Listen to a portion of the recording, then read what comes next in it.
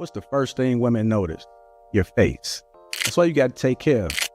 Simple things like getting a haircut, grooming your face, and brushing your teeth is important. But there's one thing guys miss and that women always notice. It's when a guy isn't taking care of his skin.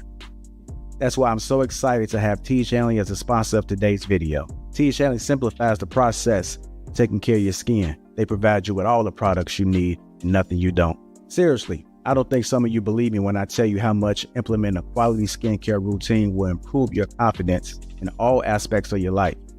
I recommend you start with the level 1 system, which comes with all the basics: daily face wash, exfoliating scrub, an AM moisturizer with an SPF 20 and a PM moisturizer. But and to make it dead simple for you guys, they provide an instruction card in every box that tells you when to use each product, how much to use, and in what order. But because T just sponsoring this video, they're offering you an amazing deal. Just click the first link in the description and get 40% off your first skincare system and free gift. Plus, as a member, you'll get 20% off for life. By the way, one of their new gift options is a silicone body scrubber, which is a $20 value and a complete game changer. Once you use this, you'll never go back to a regular loofah ever again. So don't wait any longer. Click the first link in the description to start your skincare journey today.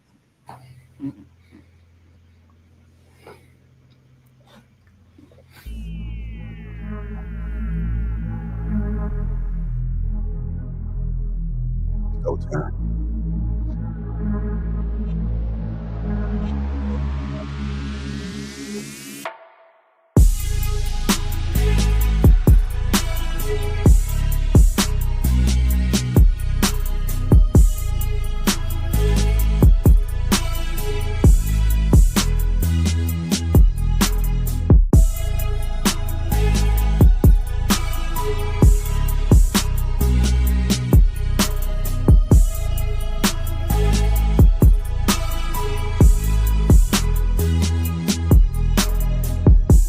Family, go to introduce who we got in this.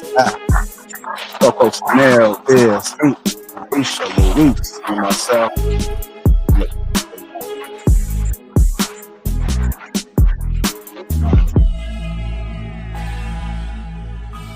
How y'all doing? Good, and you? Doing wonderful. Another day in paradise, per usual. Right on, right on. So, you guys, what's going on, Brother Hink? Luis, what's going on, Aisha? How you doing? Yeah, I am trying to connect my earbuds, y'all. Just bear with me. Okay. How we doing this evening? Oh, wonderful. Yeah, you should decide to dress with me today. Yeah, I was thinking that. I get a lot of compliments on this sweater, by the way. People ask me all the time. They love the back. They're always like, where can I get that sweater? It's great quality. I've probably been having this sweater since like 2019, 2020. Appreciate it. It's in great condition.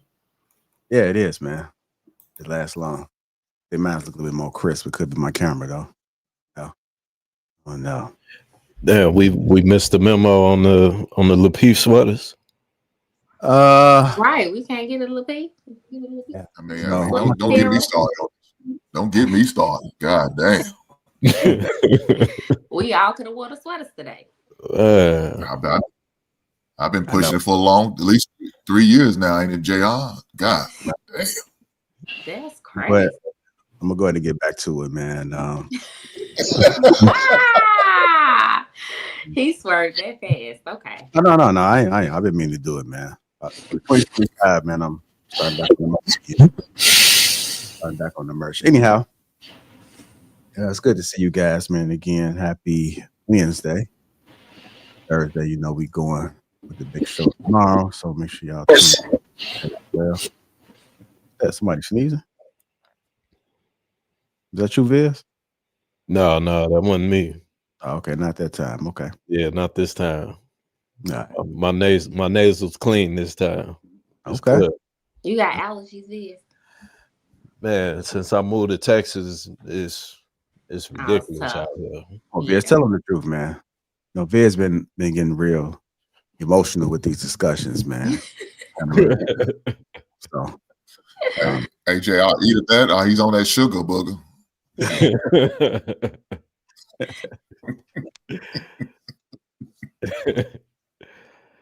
hit the like button, man. Also, make sure y'all subscribe to the channel. Got Christopher Matthews, Champ Talk Reactions, Jovan Wynn, Jolie Legacy. What up? Red Pill. Perhaps they don't feel safe because they are in danger other than themselves. This is he, Christopher. What was this? Tay Foyle. Bruiser was in here early. Shout out to everybody, man, that's coming in. If you're watching replay, also make sure you hit that like button. Click that Teej link. And you got some Black Friday deals going on. That link is in the description. Interesting show, man. It's going to be surrounding women feel unsafe. Let me just start with you women. Do you guys feel unsafe at all? I mean, you got the election going on. We got relationships. You got friends and people down in marriages. Do you guys overall feel like you are unsafe?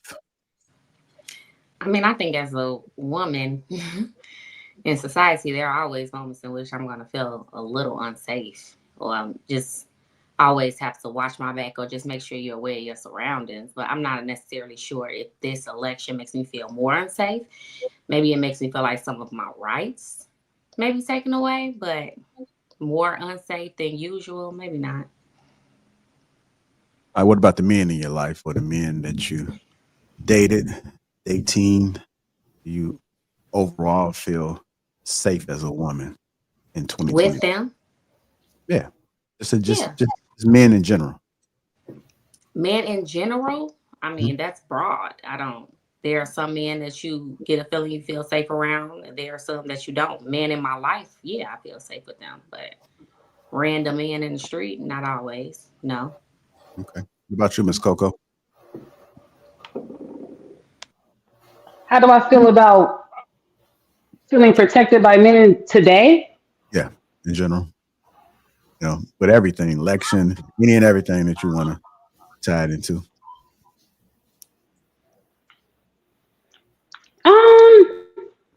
I'm a little indifferent with that. So I don't know. I don't know.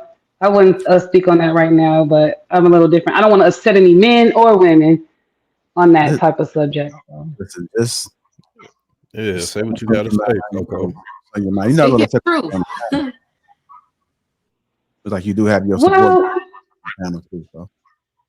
No, I don't feel 100% protected by men, but a lot of the men don't feel like that they're supposed to protect us. Like they feel that they find an excuse why we don't want to be protected or whatever. So I will just leave it at that. So I don't feel protected, but I don't think the men understand what that means. Okay, can you explain to us what that means to you? Well, when a man is disrespecting a woman, men don't say nothing, even if they're standing right there. They feel compelled not to say anything or protect the woman or defend the woman because either they feel like it's not their business. Men don't hold men accountable. So yeah, women, we have to protect ourselves. We have to have our guard up because when we look at our shoulder for men to be there for us, they're going to have an excuse why they didn't have to be. Okay. Miss Aisha, I'm coming to you. Do I feel unsafe surrounding the election and things with the election? No. I agree with Ty.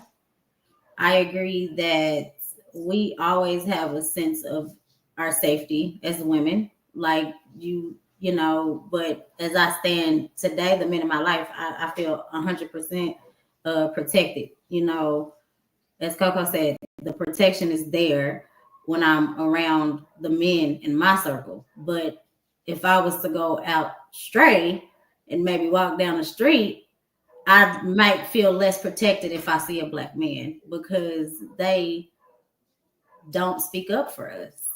I know you guys have seen videos where black men have been around and nothing has happened. They did nothing to stop the foolishness that was happening to a black woman. Nobody came to her aid.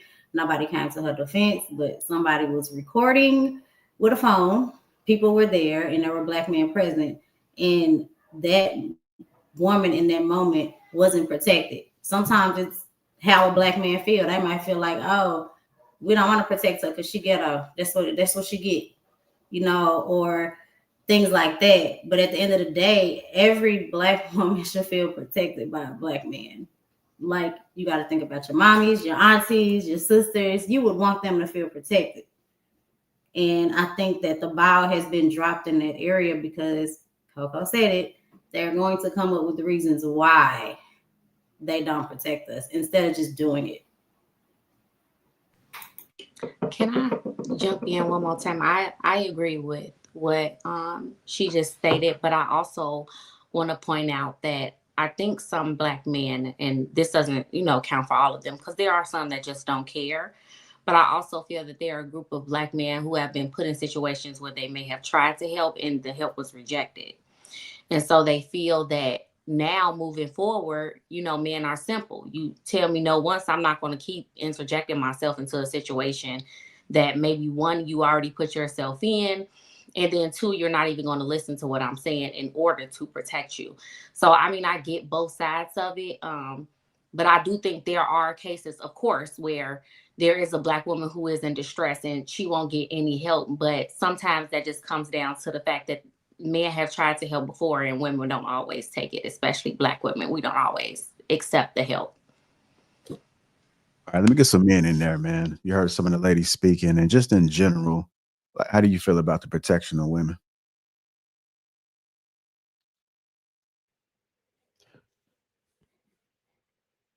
I'll speak at once now. Don't do. Oh, I was about to say that. Don't all speak at once. Nah, mother's off mute. So no, I thank you, Ty, for understanding that, and Coco, Aisha, I 100% agree with you. I 100% understand. I get it, but just as Ty has mentioned, in most cases, most men that have put themselves in that position, is one of those boats of where is it worth it to get involved?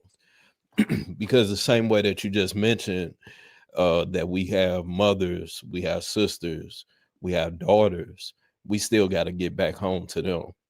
So I feel like at one point, what I was seeing on social media, and to me, for a woman to say that men don't protect women, Black men don't protect Black women, when we have seen numerous Black men lose their lives protecting a Black woman, I feel like that's a slap in the face to those men that gave their lives.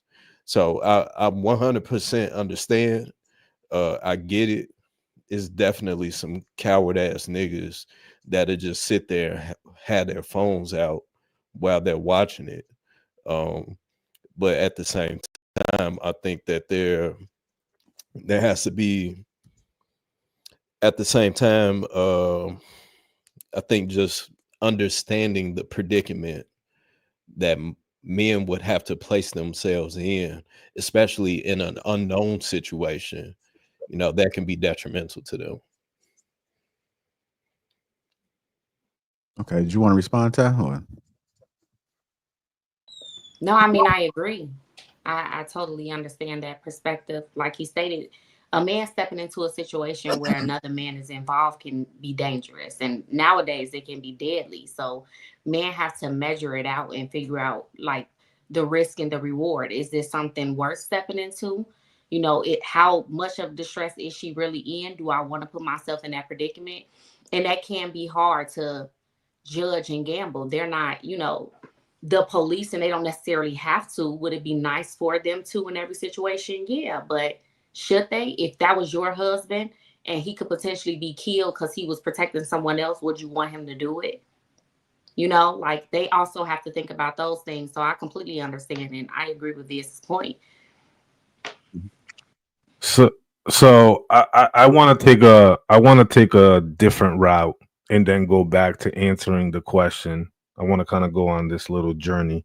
So when we talk about protection and the implementation in modern society, I look at it from the advancement of 360-degree cameras in cities, advanced surveillance systems, police phone poles, the blue lights, more police presence, more civilian presence on the street, adequate exterior lighting on buildings, in businesses and in neighborhoods, street lights everywhere we go. Technology, cell phones, one dial, 911 call. Infrastructure overall is built to protect women. I mean, just look at the advancements we've made in the last 25 years. College campuses are much more safer to walk through. Schools are much more protected, especially where you leave your children at, right? In terms of safety glass, access, etc.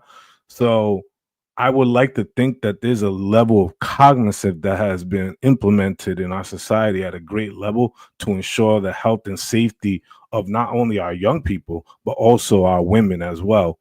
So all these things have been in concert with the protection of women at some point or whatever. It doesn't say that this device or these things that we're doing is for women, but it's always heavily thought with them in mind. Now, with that being said, to answer the question, what does protection look like? I look at protection from a few different points. I look at protection from the physical aspect. I look at protection from the emotional aspect.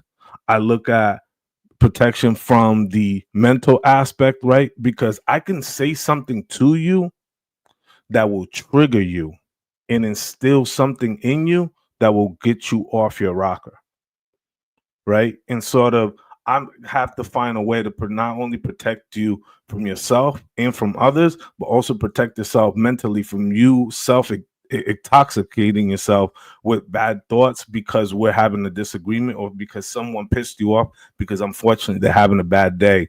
They lost their mom. They just got fired. They just realized that they're not getting that bonus this year and they really relying on it because times is tough.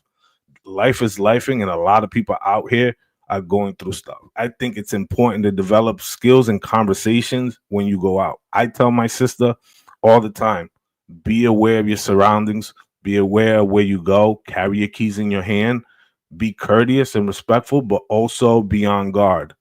Do not argue with men. No, yes, no. Oh, I have my brother waiting for me. And these types of things will keep you. Don't engage in BS that will escalate the situation. Try to always de-escalate the situation. Even if you're in the right, the most important goal is for you to get home at the end of the night. That should be everybody's goal. And that's especially for if you're a parent, you want your child to get home at the end of the night, regardless. Who cares about that BS? People out here, unfortunately, are making permanent decisions over temporary feelings. You wake up the next day, damn, dog, I was tripping, man. I don't even know what hit me. Man, like I had some pent up, emotions or resentment from something 5 years ago, and you said something that just put me in that state. We need to know how to navigate people, how to handle them in certain situations, and not try to escalate. Because unfortunately, to Vis's point, the threshold of violence among men is very, very low, like this. So when you come to a man, especially if he's your man, and you feel violated and this thing went, he's ready to go 0 to 100. So once you've let that out, it's no longer in your control, right? Because if he's strapped or if he has a hammer on him, whatever the case, he's going to defend your honor. And most other men out and about in civilian, when they see women in distress, you'll see a bunch of men kind of like look around and then huddle towards that woman. You know what I'm saying? Hey, are you okay? Are you in distress? Do you need me to call somebody? You know what I'm saying? And they all kind of, create that sort of that shield around them. Now, whoever that perpetrator is or whoever that significant other, he's not going to allow them to penetrate that circle of men who are around because they're highly aware and vigilant of the situation. Again, we've implemented a lot of these things in our society. Is it perfect? Absolutely not. I don't think anything is perfect. I think there are measures in there, but there's always the human element to take over. The human element is the most key important aspect because without self-awareness and without self-governance, we will lie ourselves to be the weakest flesh of the animals that lie at our doorsteps. So I yield. Go ahead, Brother Hink. So ladies want men to crash out for them in order to protect them. So first things first, I'm going to evaluate the situation, because I've been caught up in a catch-22 where I try to break up a domestic situation, and damn, they almost got stabbed. Yeah, never again. You heifers will never put me in that situation again. So the most important thing I'm going to do, I'm going to call 911, and I'm going to pray they get there on time to handle that situation. That is going to be my level of protection for you. I did you a solid, because probably your dumb ass probably should have called it, but you was probably too engaged going back and forth with the man. Okay, cool. If that's what you're going to do, it's not a smart decision, man. And if I'm on site, I probably say, man, why are you trying to argue with this man? This man going to kill you if he wants to. So how about you just walk away while you got this opportunity, walk away and get out of that situation. If you choose to continue to engage after I shared that with you, yeah, man, there's nothing else I can really do for you. I did everything I can. I told you to walk away, to get away while I got him somewhat distracted. I'm going to call 911, say, man, you might want to get down there because it's about to get ugly. Really nothing else too much I could do for you, because I really know you. I don't know your intentions. Because there's some shady people out here. They try to rob you, set you up, and do all that shit. Just play on your sympathy in certain neighborhoods and certain cities you go to. So how I know this is not a whole setup for me to get taken advantage of? I don't. But what I can do, like I said, I can call the police.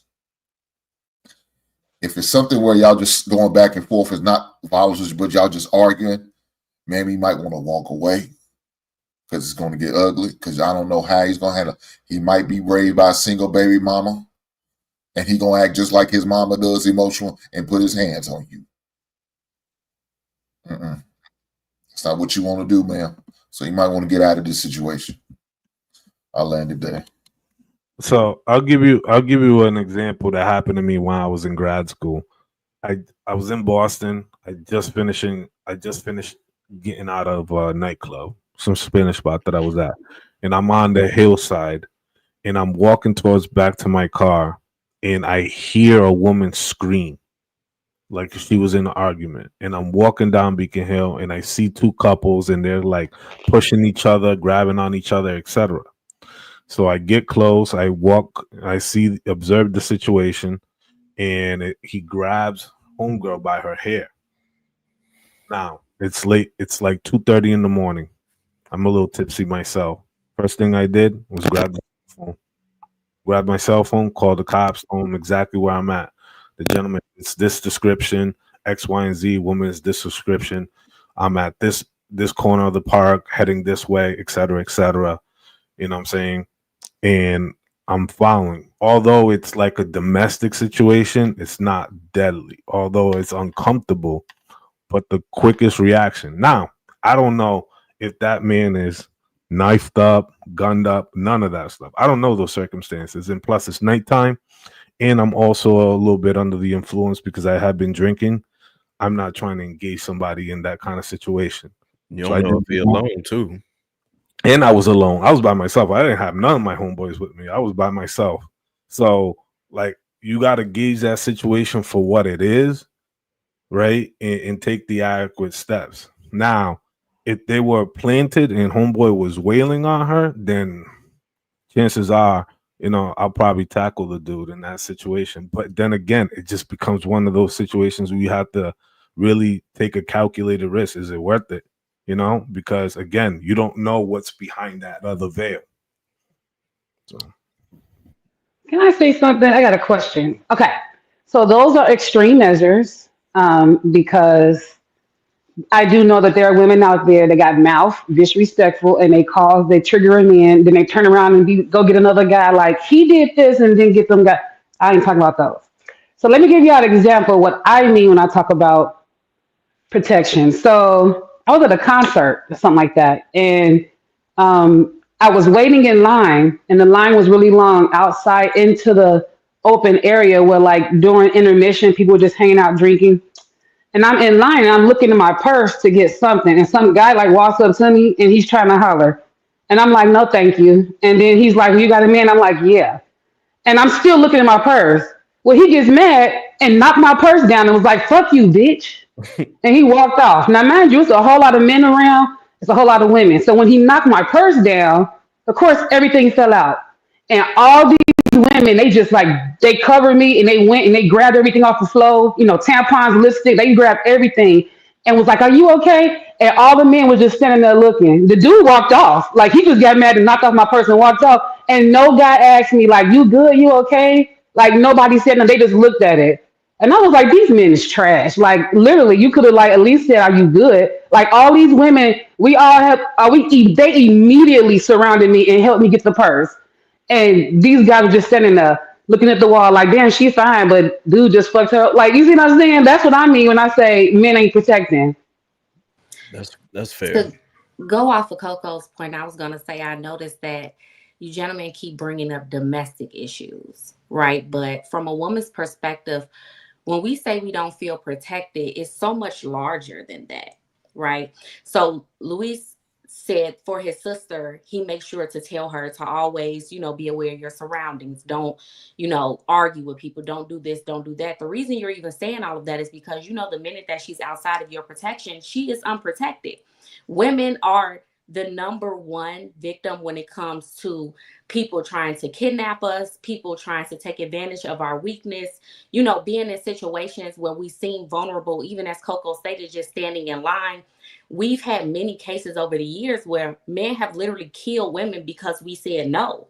And it didn't have to be in an aggressive manner. It could just be like, oh, no, I'm not interested. And that can trigger a man. So it's so much broader than just a relationship situation. Women in general throughout history have not felt protected. And it doesn't matter how many street lights are out or how many cameras they have, because let's be honest, that's all after the fact evidence. None of that protects you in that moment from the imminent danger that comes after you. It was a woman, they caught a video of a woman in Chicago walking down the street. A guy asked her for some change. Her being nice, she turned around, tried to get him some change, and he tried to rob her. Good thing she had a gun, and she shot him right then and there. But that just gives you an idea that literally every day that we walk outside, even if we are aware of our surroundings and all of that, we are to a certain degree in more danger than man for the most part, as far as them seeing us as easy targets. So it doesn't have to be just a domestic situation in which we don't feel protected. Let me get this one, Luis. Let me get this one. Go ahead. So I 100% agree with you. Coco, I 100% agree as well. That's some weak ass shit. You got to at least just check in. But Ty, you have to understand that the same way that when women walk outside, they can potentially be prey to a predator, men go through the same thing. The only difference is that we would more than likely put up a better or bigger fight. There's always going to be predators out there, regardless if you're a man, woman, child, elderly, whatever. It's always going to be a coward out there that's preying on the weak. So I 100% agree with you. I understand. I feel for you. And that's why some men, they base who they are as a man on protecting the vulnerable, right? But at the end of the day, once you go outside your doors, everybody is a potential threat, and everyone could be potentially a prey in that situation. Now, there's something else to consider as well. There's a gentleman in New York right now fighting for his freedom because he stepped in on the subway to help defend everyone that was in there, because there was a guy that was spazzing out. He was high. And he's an ex-Marine. He grabbed him, put him in a chokehold to restrain him. The dude ended up dying, and now the news has villainized him. You know, I'm pretty sure everyone that was on that train that felt threatened, they're more than likely didn't give a dime, you know, to his legal aid. So it's again one of those situations of, is this worth it? Because even though I know that I'm doing the right thing with the laws that's in place, with some women feeling that, oh, this, he went to the extreme, he went too far. But the thing is, once it goes there ain't nothing that you can do. It's all that you can do is just be in that moment and do the best that you can. So now that happened, this man is fighting for his freedom, for defending and protecting everyone on that train, and no one is coming to his aid and assistance. So it's one of those boats where I get it 100%. I tell all women, hey, if you can, go and get a concealed carry. Make sure that you strapped so that you can protect yourself. Be smart, be wise, be aware of your surroundings, and carry yourself in a manner where you can protect yourself, because your brother, your husband, your boyfriend, whoever, they're not always going to be there. So there's going to be instances where you have to be aware of how to protect yourself in those moments. So I want to kind of piggyback off what Viz said and add a little bit more. I think that it's simple to talk about this at our more seasoned adult level age. And I think what we really need to do is pivot this to the youth and really start talking to the youth about self-awareness, about um, self-defense. You know what I'm saying? Talk about how to step in and de-escalate situations, right? I think if we're going to spend our tax dollars or spend a certain effort, I think it's about, cultivating the minds of the youth to know how to be that type of civilian and that type of community member where they see a fellow colleague or a fellow, student of theirs in a situation like that, and they know how to step in, how to de-escalate, because we've implemented steps of how to address and how to read the situation. I remember when I was younger, I was in karate.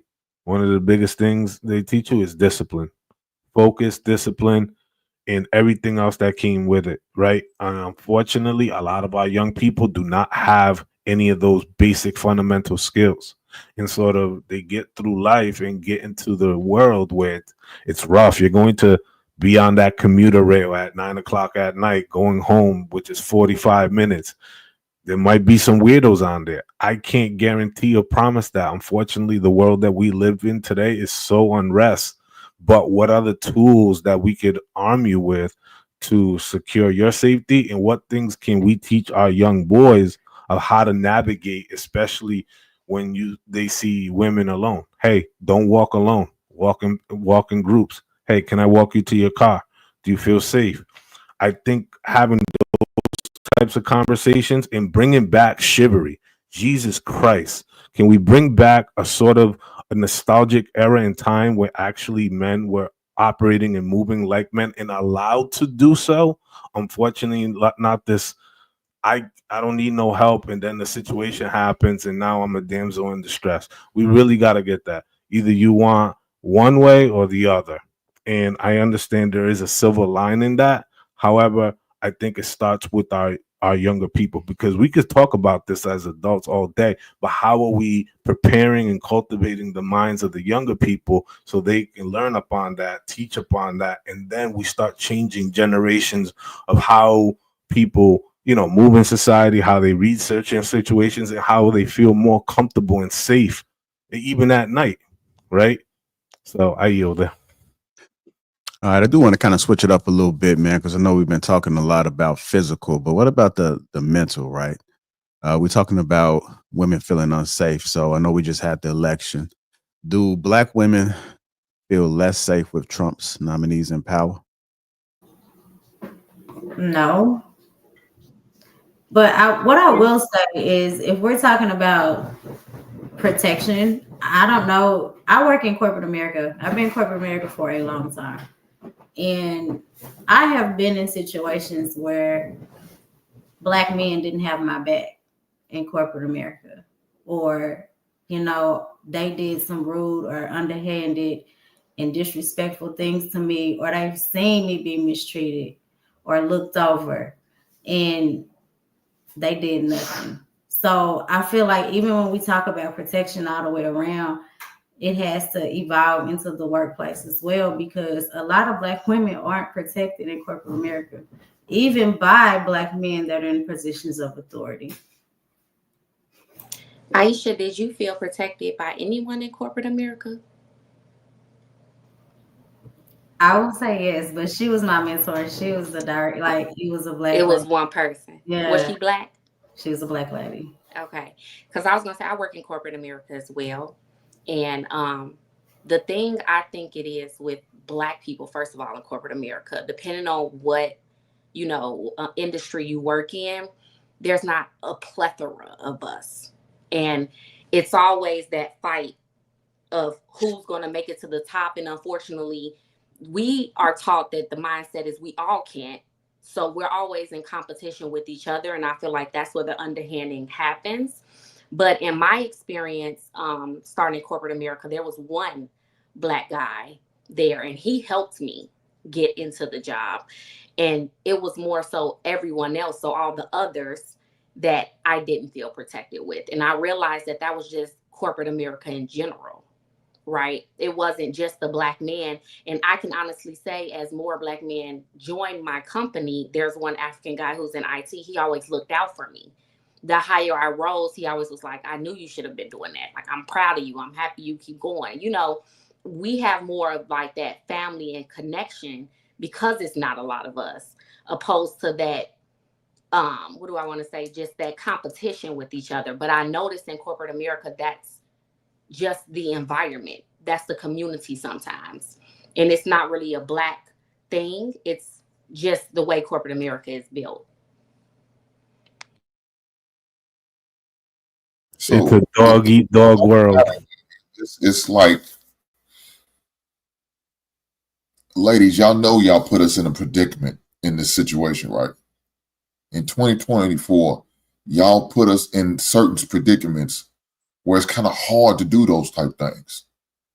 So if I was to go and I stand there and protect you, some women will sit there and say, "Oh, you just doing that because you trying to get with me. I'm trying to get some ass." That may not even be flawless from the truth. I'm just trying to look out for you, give you some word of advice, or give you some type of structure and help and encouragement. But then when you turn it around, it's like, damn, it's damned if you do, damned if you don't. Look, I've had a situation like I showed this before. This boy was whooping this lady's ass. I mean, not actually physically whooping him, but he was just acting a fool. And I addressed the boy at the local Kroger's, the grocery store. She said, "Don't you talk to my son?" I said, "Cool." I was praying. I said, I hope that boy whoops your ass the rest of the time you in here. That's the feeling I felt, because after she said, "You ain't gotta say that, you ain't his daddy." I said, "You right. You are right. I'm sure you don't even know who that motherfucker is, but I hope he whooped your ass the whole time." That's what I was thinking to myself. Because when you put yourself in situations like that, yeah, the next one's gonna be hesitant. Even when I held the door for a woman and I pulled her back out. No, hell no.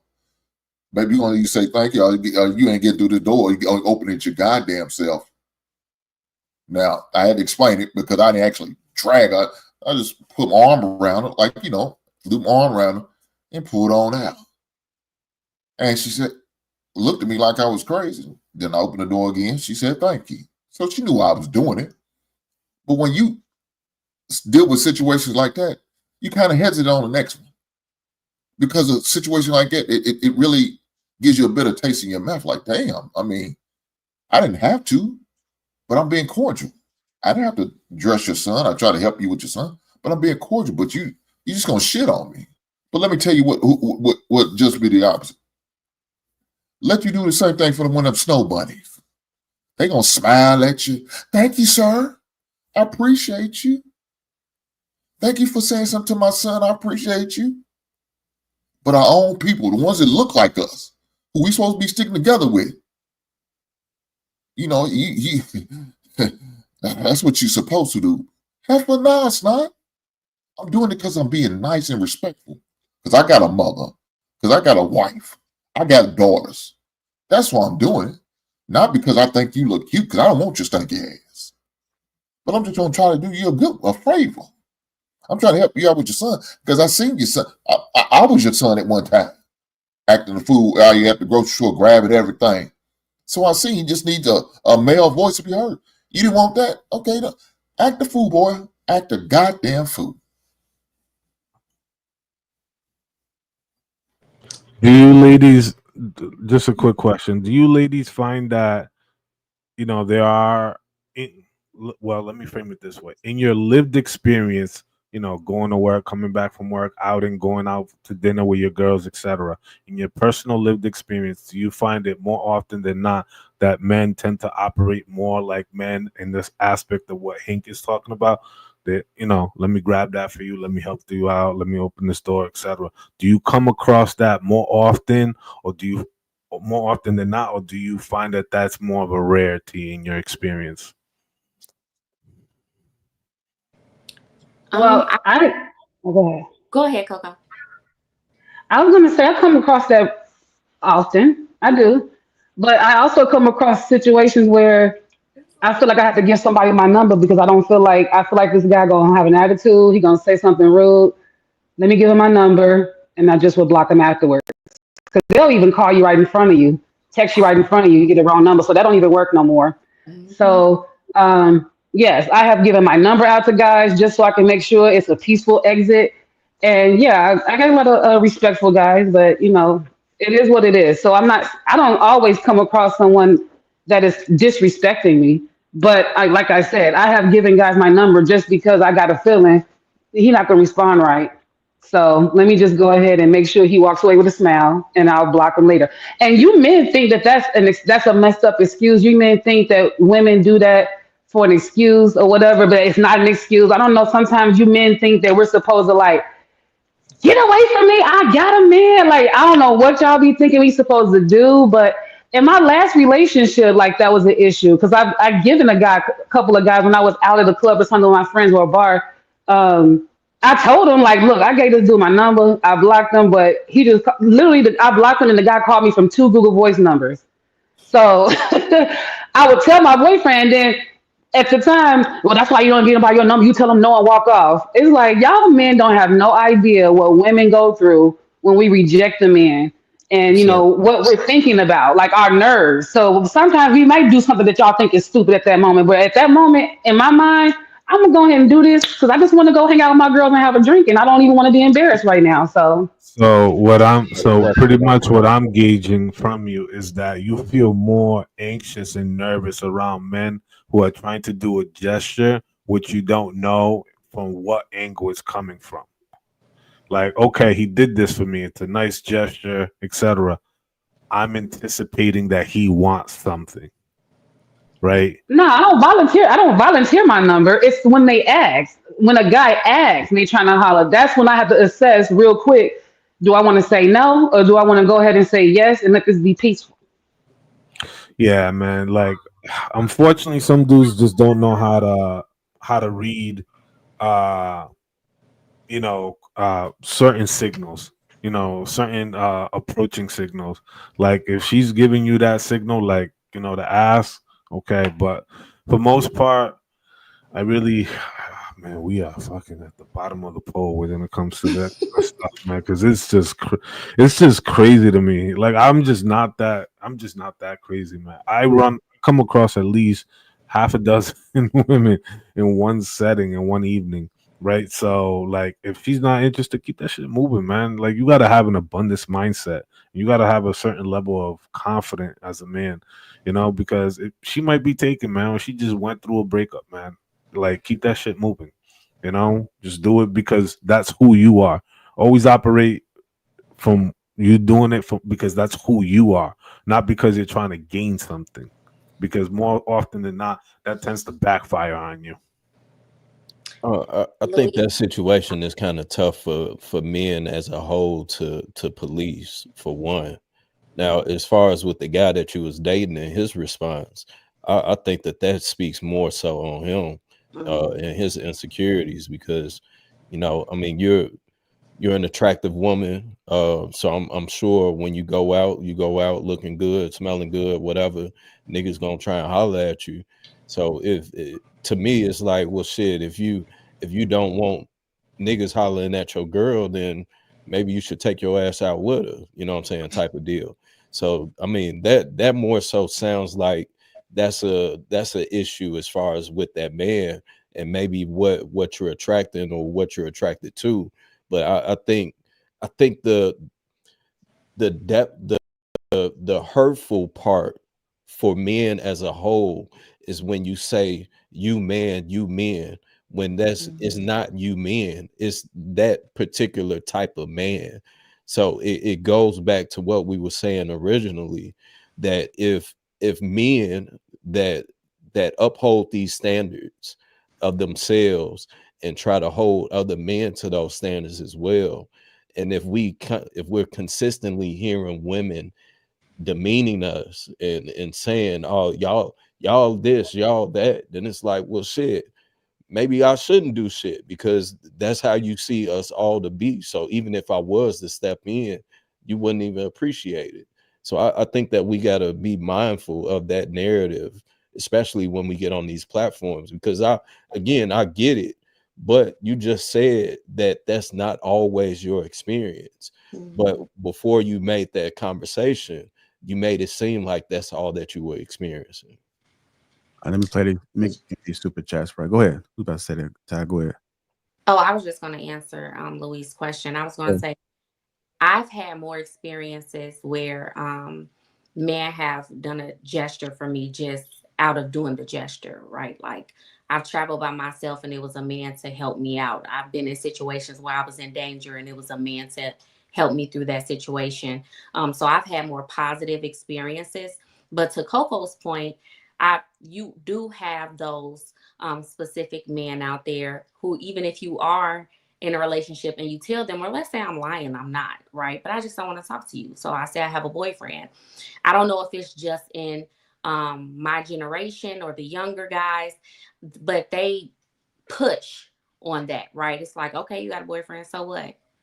I still want your number. They kind of push past it and you have to be like, oh, but I'm loyal, let me walk away. Thank you. And still be nice and overly friendly just so you don't create a situation that's going to put you in a dangerous situation. All right. Go ahead, Luis. Yeah, no, I don't want to belabor the point. I do understand that, and I do agree. Unfortunately, we're just kind of cultivating the wrong type of mindset for our young boys who are becoming young men and meant to be, or males if they don't graduate to becoming a man, because that seems what it is happening. We got to get away from that because it just creates a lot of issues, especially within our culture. All right, we come through these super chats, then I'll play a clip. The University $2 says it's not everywhere a woman is supposed to be. The University again, $2 says we made my sister warriors. They tell me after. LOL. Just for my 4 cents, $5 says, so the guy walked off after hitting your purse. Now what you do? Now what do you want the man to do? Chase him down and attack him. Billy Go Gruff $5 says women made men the bad guy in society. Get a husband or that bear you rather be with, or live with the situation you created. You at a concert alone? Shaking my head. Billy Goat $2 says no one's more victimized in corporate American than black men. Billy Goat again, $2 says no one. I read that one already. Just for my 4 cents, $2 says, is this a guy who's been buying you drinks all night? Question mark. Even that First of bear. all, I never said I was at a concert by myself, but I was standing in line at the women's bathroom by myself. That's one. And two, no. He walked up to me while I was standing in line trying to holler, and I told him multiple times no. And I guess because I was looking at my purse and ignoring him, maybe he felt embarrassed, whatever it was. At the end of the day, I was nice and I said no. And he felt embarrassed and knocked my purse down. So, yeah. Even that bear conversation when that was being pushed, like that was like to me that really again just felt like a slap in the face to men that, you know what I'm saying, that's not on that, because now it further pushes the narrative that all men are predators, you know what I'm saying, like all men are are just going to maul you. So now it puts men in a position to where they almost feel uncomfortable, you know what I'm saying, even being around a woman. There was this one clip, this video of where they show a white guy walk up to an elevator, and he sees a black guy and a woman on a black guy on one elevator and a woman on another elevator. She's kind of in some skimpy clothing. The white guy gets on the elevator with the black guy, you know what I'm saying, because who's to say whatever is to happen, even if the man wasn't on shit, just the fact that he's in the elevator with this woman that's dressed provocatively, you know, she could easily say, oh, he did this or he did that. So we're creating this conflict and turmoil by pushing these narratives, because now we're training people to think a certain type of way that may not have even ever experienced the shit. What I is would the never. bear conversation? I'm sorry. So there was a conversation on social media of where they were asking women, do you feel safer with a bear or with a man? And everyone was saying the bear, which is crazy as hell, because it's like, if a bear wants you, the bear is going to, you know what I'm saying? But with a man, you almost have a fighting chance. With the bear, you have no fighting chance whatsoever. But then they threw in the stats. Oh, well, you're less likely to get attacked by a bear than a man. Well, yeah, because there's no bears walking throughout the city, you know. So it's the logic of it made no sense, but yet that was a narrative that was being pushed. In all fairness, when they asked men the same question about with their kids, they said the bear too. But so it just wasn't women choosing the bear, and for whatever reason, I don't know. I'm sure it was a joke or whatever. But I mean, I was listening to your story about the elevator. Let me just tell y'all, I be on the elevator. If I'm going out, my may be a little seductive. I ain't never had a problem with a man get on the elevator with me. They happily get on, all races. If my car, I have a blowout, I have a man pull over, help me with my blowout. I've never had an issue. If I'm at Home Depot and I'm like, oh, it's too heavy, there's a man there to help me put it in my car, And yeah, sometimes the guys, want to holler at you. You say you have a boyfriend, like somebody else said. Absolutely. They'll try again, but let me just be your, and you just eventually gets the point. He's like, oh, okay. And he goes, it's not that big of a deal. And, I owe you that conversation for that heavy ass item you just put in my car. So it's all good, even. But I don't know. I mean, men are going to shoot their shot, right? That's normal male behavior. You don't shoot it. You just never know. So if you're a gorgeous, beautiful woman, take it as a compliment, because he could not. And then your feelings will be hurt. So, I just feel like when guys do things for you, I think that some people I'm appreciative. I like when people think enough of me to think that I'm an attractive person. Even if I have to turn them down, it's an honor for him to think of me that way. So, and I've never had many in my older years, anyhow. I've never had guys be inappropriate or just take it to a next level. I mean, he's just really just trying to holler. And that's all innocent. so to speak. At least the experiences I've had, there have been innocent experiences, and this is from every, race or whatever. So that's just my experience. Most of us women are really nice because it's a nice gesture when a guy's trying to holler and they compliment you. So usually you just like, again, some men want you to be mean, and it's like, why do I need to be? Why I'm supposed to be mad because this dude is attracted to me? Like I'm supposed to just be this angry person because I'm in a relationship. I just told this guy no, thank you. But some of the men, some men, I'll say some, think, oh, women are too nice. That's why men do that. Y'all too nice. Y'all invite that, and y'all invite that. You shouldn't have stood there talking. You talked too long. That was 5 minutes. You shouldn't have went more than 2 minutes if you weren't interested. I mean, I would say that there is a fine line with that, though, because if you do lay it out as if you're showing interest or that you're interested, then yeah, you kind of leaving the door open. There is, I believe from my experience, I ain't gonna say that I've never been turned down, but in my experience, when a female ain't feeling me, you know what I'm saying, is I can read the room. Okay, she being vague with her answers, whatever. All right, cool. Well, shit, have a good day, sweetheart, whatever. You know what I'm saying? But if you still leave the door open for him to continue to have the conversation, then yeah, that can very much open the door to problems potentially happening. Because even if you're not interested, he now thinks that you're interested. So he's going to continue to push to try and get some cheeks. Let me play this clip and then we can continue the conversation.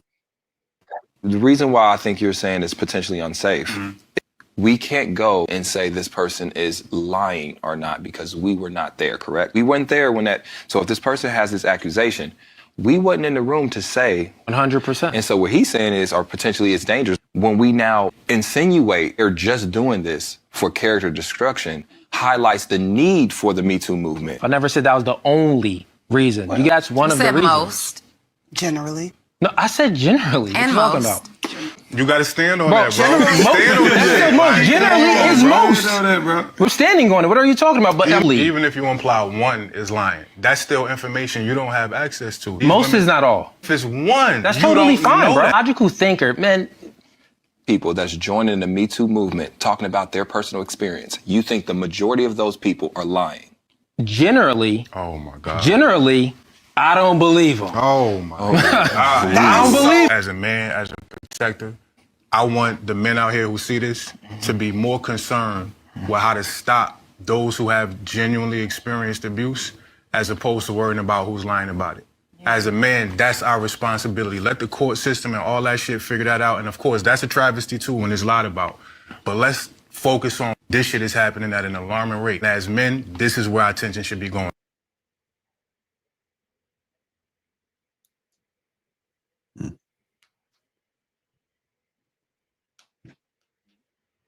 Guys, think about that.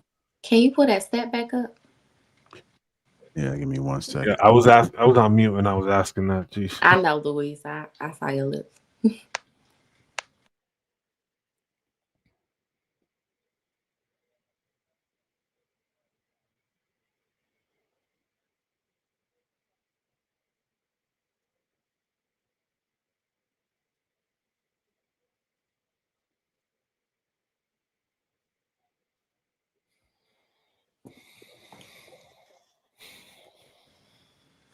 We good? Mm-hmm. All right. I know. So with that stat alone, right? Like, first of all, I just want to open this up by saying, just as none of the men on here can understand a woman's experience living day to day, we won't be able to understand yours, right? So I'm not going to discredit this comment earlier when you stated that you also feel like prey to a certain extent, or people will prey on you. There are predators out there, 100%.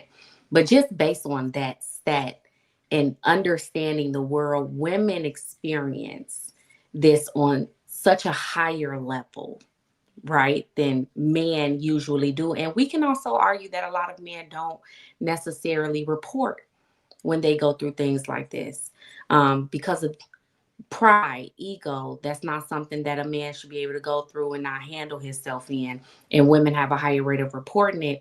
But we also have a history where even in the judicial system, when women reported things of this nature, and I'm talking about, sexual assault specifically, they weren't always believed.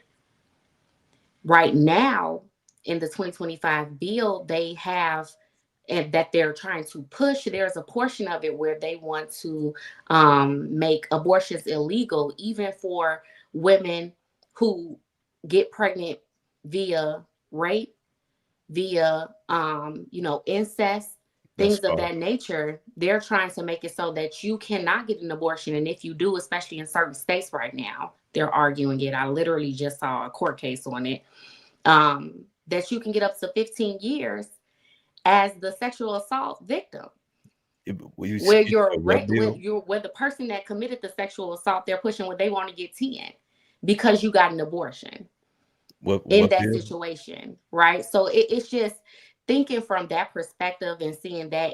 I just wanted to kind of go back to that conversation we were having, where I was just trying to make that point. This is why it's just at a higher rate that women don't feel as protected.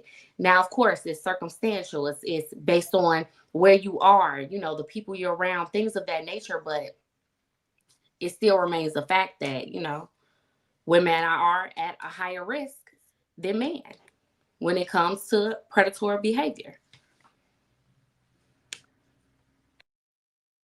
What Let bill me are you say talking about? let me say this real fast. This is crazy. Men are shamed if they don't protect a woman. Men are looked down upon if we don't protect a woman, whether it's mentally or physically. But please believe you me, if a man was to report that he's being a victim, he's shamed, he's looked down upon. We can't win for losing. We cannot win for losing. If I go out there and I'm a victim of a verbal assault from a woman, and I go report it to the police officer, yeah, he gonna laugh at me all the way out the precinct. He gonna make a joke out of it. What's wrong with your big ass? Hell, you couldn't just walk away. She hit on you. Okay, maybe he was trying to walk away, but she's still striking him as he walking away. We can't say this shit doesn't happen. There's a reason why the numbers as far as domestic violence for men are so low. Because men don't report it. Why? Because you're shamed and you may look less than. Now, as a man, I don't believe in putting hands on nobody. I even said one time, if I ever heard my son put his hands on a woman, I'll whoop his ass on sight. Because I don't believe in that shit. Keep your goddamn hands to yourself. Nobody should be putting hands on nobody. You understand? I mean, even with the verbal abuse of a woman, I don't believe in that shit. I'm not gonna shoot out, act a fool with you. Why? You're not worth it. Just walk away. You're beneath me. But exactly. I said it before. Somebody got mad when I said that. You was right. I was right on point when I tried. I mean, yeah, but I said that before, that in those certain cases, if men are supposed to be the leader, then you shouldn't bring yourself down to a woman's emotional standard, right? Or a woman's emotional position. But I just wanted to comment on what you stated, where if you went into a precinct and you were in a domestic situation with a woman, yes, that you stated a police officer would laugh you out of the precinct. That's not true. yes. In domestic situations, if you or if let's say you call the police and you literally have scratches or bruises or whatever, right? And the woman says, well, he provoked me, he did this, he did that, she's going to go to jail. It is a domestic. Yes, she is. It is. I sit up and watch dash cam videos all day long. It's just a thing for me. Okay. I constantly see women going to jail, especially nowadays, for domestic violence on their boyfriend. And in a lot of those cases, the girl calls and she ends up going to jail because the police officer found out that it was her that was the aggressor. Now, I agree with you. A lot of men do not call, but I don't think that that's necessarily a woman's problem that the man don't call. That is a man's issue. That's y'all deciding that that's going to look bad on you, that you don't want to seem like you aren't strong enough to handle the situation. You have to change that mindset. If you are put in danger, whether that's from a woman or a man, and the whole point of the police department is to protect, then you should call the police, especially if you But want Ty, to be a big person and not put your hands on them, right? Well, And Ty, maybe you can't Ty, call. your word is good to them. My word don't mean shit to me, to them. Did you hear what I said? No, that I'm gonna is say it again. Your word means everything to you, to them. My word don't mean shit. I got to show proof. You have I have to show a scar, a mark. You don't have to say it. You can sit there and say, I'm 6'3", Ty, you say you 6'2", 6'6", I'm sorry, 5'2", 5'3", right? I'm 5'3". Mm-hmm. So I'm a foot taller than you. They're gonna look at me. I know. They're gonna say, hey, your big ass, big Negro, what the hell can this woman do to you? You can just walk away from her. You can just push her away and get out of there. But see, that's the mindset they're gonna take. Now, if I show proof that I got scars on me, maybe they accept my word then. You don't have to. They're gonna say, well, he is a little bit intimidating. He is a big guy. And you'd only 5'3", weighing 140. I'm 267. Yeah, there's a difference. Yeah, that's gonna be a problem. I also think it has to do with the area too, that you may be in. Because, if you're in Chicago, South Side, they'll probably let the woman slide. It just depend on it. It just depend on the officers. I personally was in that situation where me and a ex, we had got into it. She got physical. I literally had scratches all in my face. Police came. Both our names is on the lease. They told me I had to leave. So it's not always in the situation where the woman is going to be chastised or penalized for it. It was okay. Well, this is all right. Everybody's cool. All right, you got to go for the night, type of deal. So it's not always in that situation, in that case, where it's going to work out to the man's advantage. I just think that we are talking about protecting Black women, and somehow every time we're talking about protecting Black women, it's like, well, what about us? It's almost like y'all, all lives matter in the shit. Like All lives do matter. About protecting Black women and how we feel, and those statistics show that 1 out of 3 women have been sexually assaulted in their lifetime. That means there are 4 women on this platform tonight. At least one of us have been a victim of sexual assault. So, you're talking about protecting Black women. That means that goes to a whole nother level that has nothing to do with you guys not wanting to report what's happened. These things are happening and have happened. So that goes back to you knowing your friends, the people you with, holding people accountable, making sure that your friend isn't shit-faced drunk and trying to take this girl home. Like, just holding your friends accountable for their actions and the men around you. Well, so the thing is that most men do. The problem is that in those situations, a woman would go back to the situation. Everybody will know that dude whooping her ass, but she won't leave. I'm pretty sure all the men on the panel has experienced it. I've experienced it. I've had a situation at a party where that happened, where the dude slapped the shit out of this woman. Like, we all grabbed homeboy, almost like we kind of like roughed him up, like, yo, what the fuck is you doing? Blah blah blah. And homegirl, she was like trying to hit him back or whatever, and we kind of like got into it with the dude. At the end of the event, he went, she left, he left, or whatever. Mind you, they're a couple, right? And family members stepped in. Homegirl went right back with homeboy. And because we all thought that we did the right thing, right, which was the right thing to do in that moment, she still went back with homeboy and she still rocked with homeboy.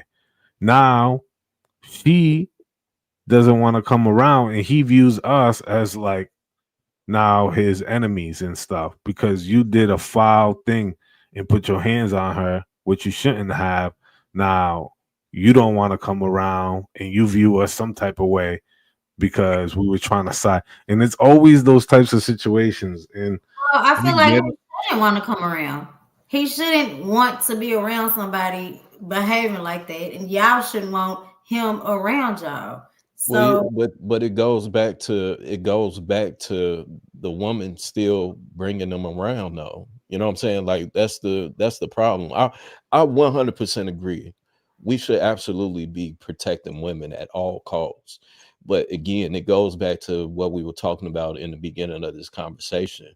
Even with us knowing the stats that we know, there has been numerous cases where everybody knows that Uncle Chuck is touching on Cheryl. You know what I'm saying? Everybody knows that Grandpa such and such is a fucking perv. But the problem is nobody speaks up and tell the other men that's in the family because they want to protect them. So that now puts everybody that is solely against it in a hell of a position because now we can't protect you because now nobody is saying anything. It's being swept under the rug. This is a dark one of those secrets that's being held in the closet. So it's like what can we do to get past that if the woman that's experiencing it or the women that's in charge of the family, that's the head of the family, is protecting them? So what do we do in that situation? I actually agree with VS a little bit on this one, because there is like this cultural thing, especially in Black families, right? It was like a saying, what happens in our house stays in our house. And it could be a situation where maybe your uncle, your grandfather, your cousin, something was being predatory to one of the little girls in the family. But instead of the women, like he said, telling the other men in the family, they would protect them, right? They'll hide them, they'll send them somewhere else, they'll try to just de-escalate the situation themselves. And unfortunately, when we as Black women do that, we end up putting ourselves in danger and then actually rejecting the help that we are looking for. Like I stated, in the beginning, there are situations in which women can be the main reason why we are not receiving the help that we need. We block it. And it might not be intentional, but we are so worried and caring for everybody else that sometimes we don't even think to care for ourselves. How are people going to protect us when we're not protecting ourselves? So what I know Aisha, what are we with me, supposed to do before in that I would do situation? anything. I mean that's a serious question to the women on the panel. In a situation like that, that's real, just how you said that the numbers are real. We can all acknowledge that. What are we expected to do in that situation? I think that it's only right to speak up. I didn't grow up in a family where we swept things under the rug. Like I grew up where you dial one number, everybody phone rang, everybody knew everybody's business. I knew my uncle was gay when I was a kid. Like we all knew. I didn't grow up in a family where we didn't speak up and I wasn't able to say, and I have family members and I know people who spoke up. It was nobody in our family, but things happen outside the family. But I just feel like I never really experienced that part of it because my mom and my grandmother always voiced like, tell. You know what I mean? If anybody touch you, do this, do that. I don't care who it is. Like from a That very early age. And I have a daughter that's 6 and she already knows that. You know what I mean? So it's like, I don't know what possibly happened to my mom. You know, people don't talk about things like that.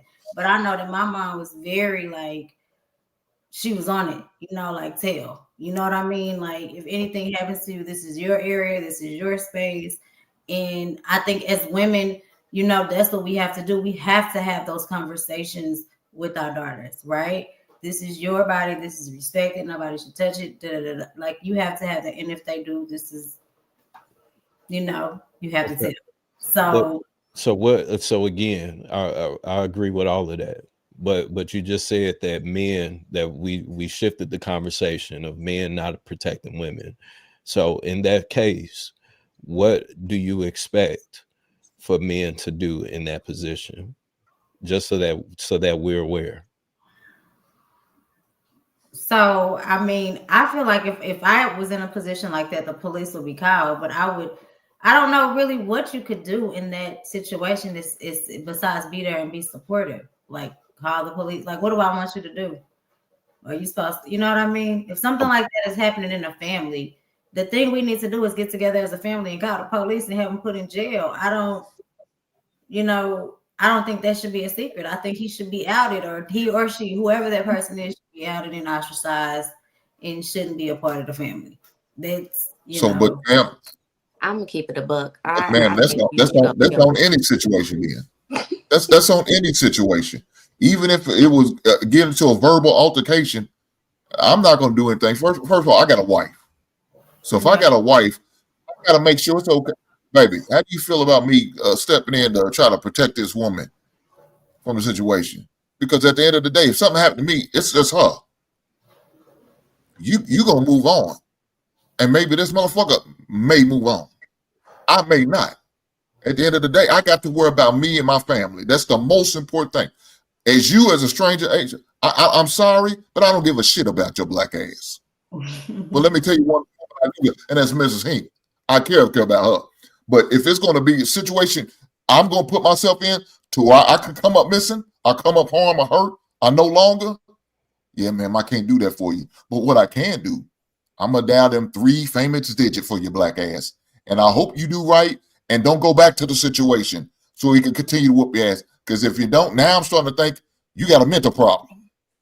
And it's out of my hands. Ladies, go ahead.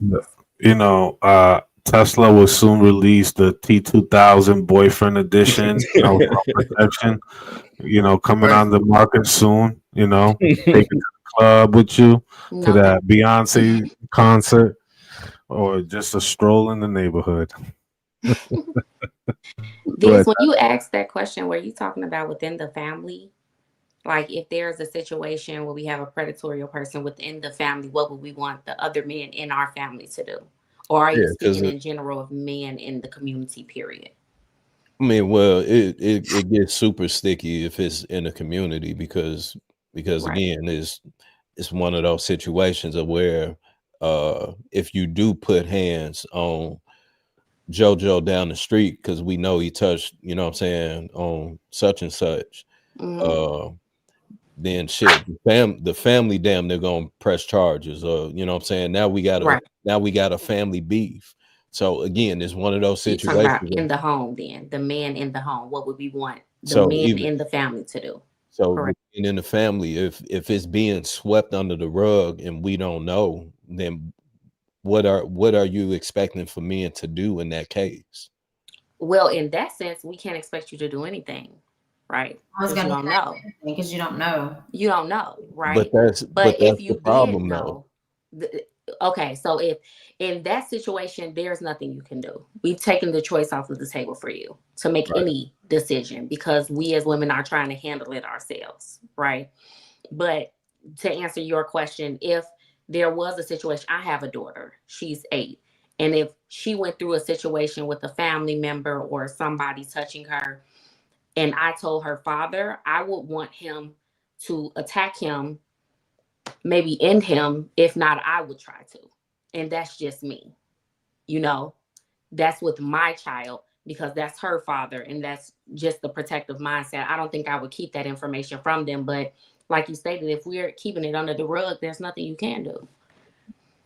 So let me ask you, ladies. Let me ask you ladies a question. So you want us to go just off your word? And About your go child, automatic. we're talking about your child. That was the We're talking about your child. If your daughter Calm down, ladies, calm down. Doesn't matter if you're a child or not. Do y'all ladies know kids do lie? Your child, not I'm gonna say it again. Do y'all realize kids do lie? Even my Yes, they child do. lied before. So you want me to see, this is why I can't protect y'all, because y'all don't want to listen. It's hard to protect people who listen. Those are the ones getting left behind. Ladies, kids do lie. They are dishonest. They do play sides. We got to act like they're not all innocent. I know it's your daughter, Ty, and I know she's a beautiful person. Doesn't mean she can't tell a story. Now, let's not use the word lie. Tell a story. I not tell a complete. I missed it. What was the question? So, Shimon, could you hold on? You want a man to react off the first instance instead of investigating, look into it. You just want me go gun ho. That's what I'm talking about. Crash dummy. So then I don't think you really care about that person. You just want the results that you were wrong. Do you understand what I mean, Ty? You want me to go ahead and react off of a hearsay instead of investigate, looking into, find out, hey man, what's going on? My daughter said you done put hands on her in an ungodly way. What the hell is going on before I do something to you? Mm-hmm. You have to do these things. You can't. One of our problems, we just go off of emotions. We do everything off emotions instead of logically thinking, step back, hold on. Let me vet the situation before I react, because if I do something like this, I'll never see my daughter unless it's behind the glass again. Mm-hmm. Yeah, I understand that, and I get kids can lie and make up stories, but I would think that you as a parent, you know your child and what they lie about and things that they know, the things that they talk about. My child doesn't talk about things like that. So if she came to me one day after visiting a family member or being with a friend or whatever, which she doesn't do by herself anyway, but if she did and she told me that, I would be prone to believe her. Now, would I instantly think, oh, let me go investigate this and start asking him all of these questions? To be honest, no, I wouldn't. And that might be because of my own personal experiences, but I definitely would not. I would instantly believe my child and I would go in attack mode. And I'm just keeping it a buck with that. That might be an emotional response, which is why my first mindset would be to bring in her father, to tell my brothers and have them handle it. Maybe they'll think more logically, like, let me go ask them a few questions first. But if they did, to be honest with you, it would piss me off and I still would just end up hurting him, to be honest. Yeah, and that's fair. And you should definitely, I think that you would naturally, any person naturally and instinctively will feel that way. But just like Louise said earlier, when you make lifelong decisions off of temporary emotions, then that can be extremely detrimental. There's a lot of people that's doing a long time in prison and in jail because of that very thing. So I know that men do get pushback on not believing women right off the bat when they do talk about SA. But the fact is, these are the facts, and it's documented that women have been using that to their advantage since the beginning of time. You know, this is topics. This is something that is written in scriptures. You know, so it's one of those deals where a logical man has to, in that moment, be able to remove emotions from making a decision that's literally going to change their life. We just saw, and I don't know if JR gonna play this video, but we just saw old boy crash out on the DCFS guy, where he choked him out in the hotel lobby. You know, was it worth it? You know what I'm saying? To do that. Like, I get it.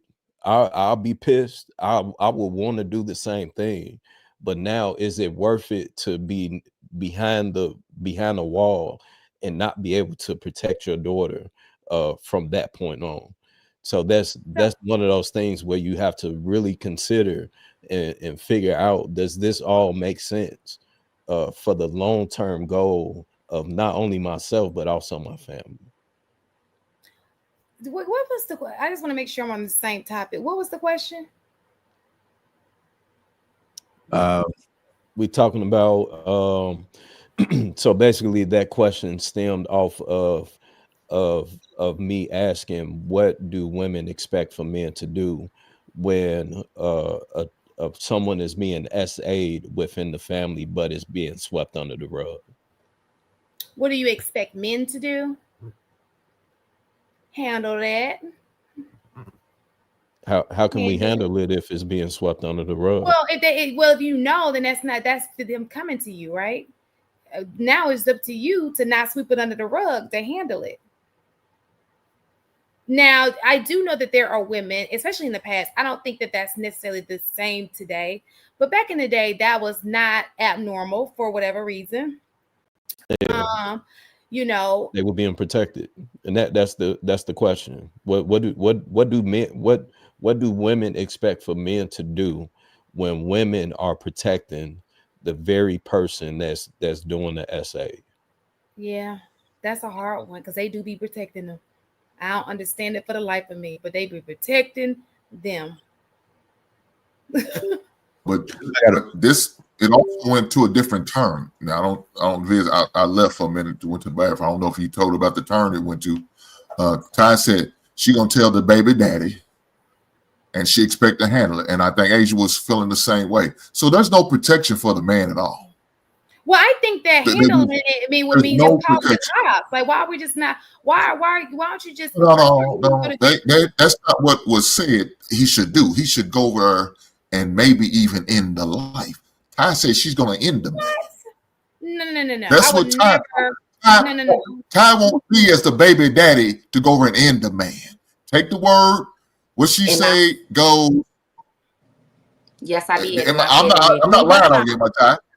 Ty, am I not lying on you? You're not lying. There you go. So there's no protection for the man. So I get what Ty is saying. Especially the age of the child. There's a level of, like, even when it's somebody else's kid, I be getting so pissed off. Like, why are you nasty mother? You understand? But even with that being said, I think that you need to. I don't know what's wrong with people calling the cops. But it happens so often. I have let me just tell y'all this. This is some nasty shit right here. I got a friend, a close friend. She got an auntie who got a baby by her brother. And the mama did not want to turn him in. The only reason he ended up getting turned in is because she got married to another man. She had 2 kids by that other man, and she found out he was molesting them. Yeah. So what are we expected to do in that case? So now it got You're right.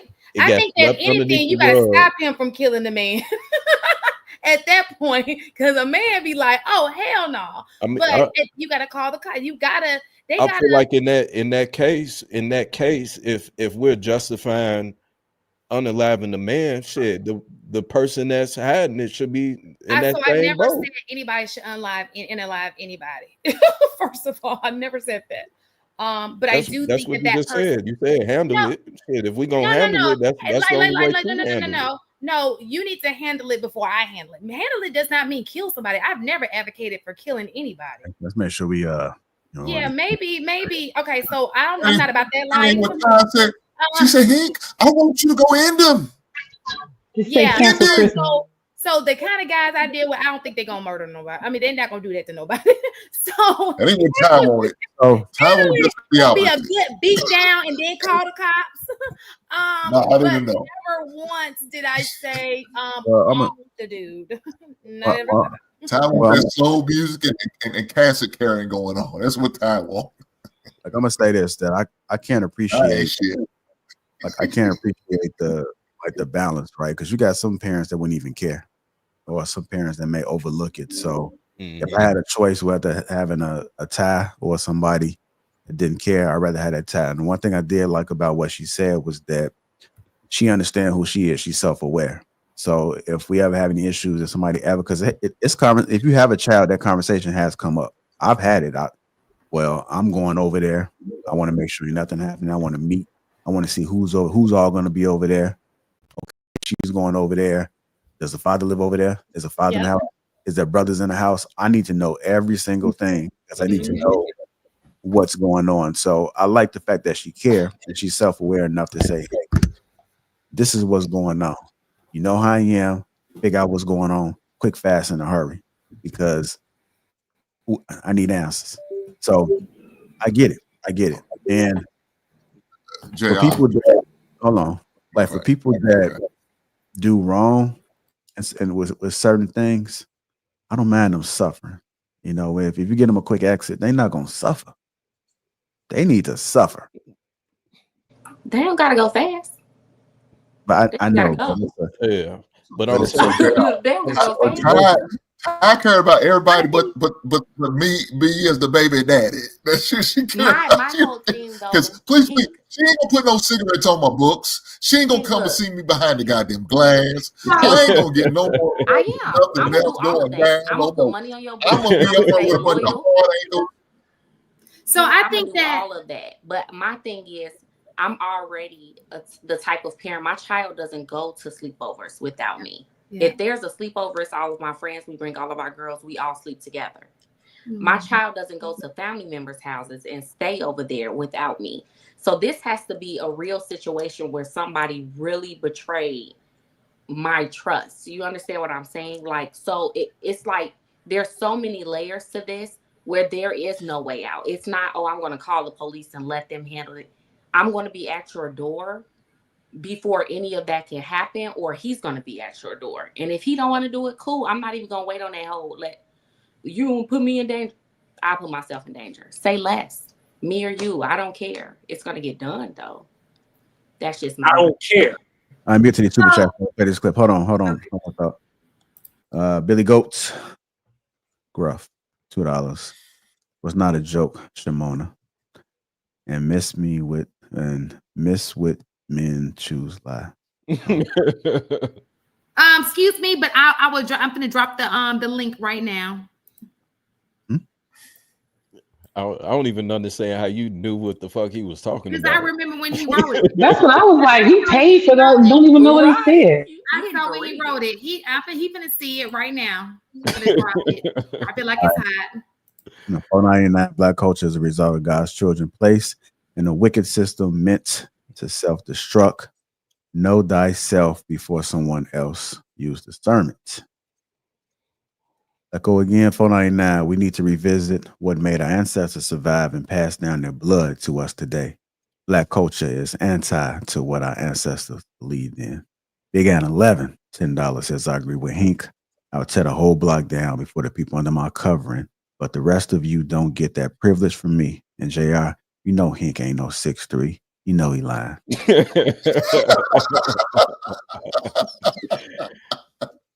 6'3".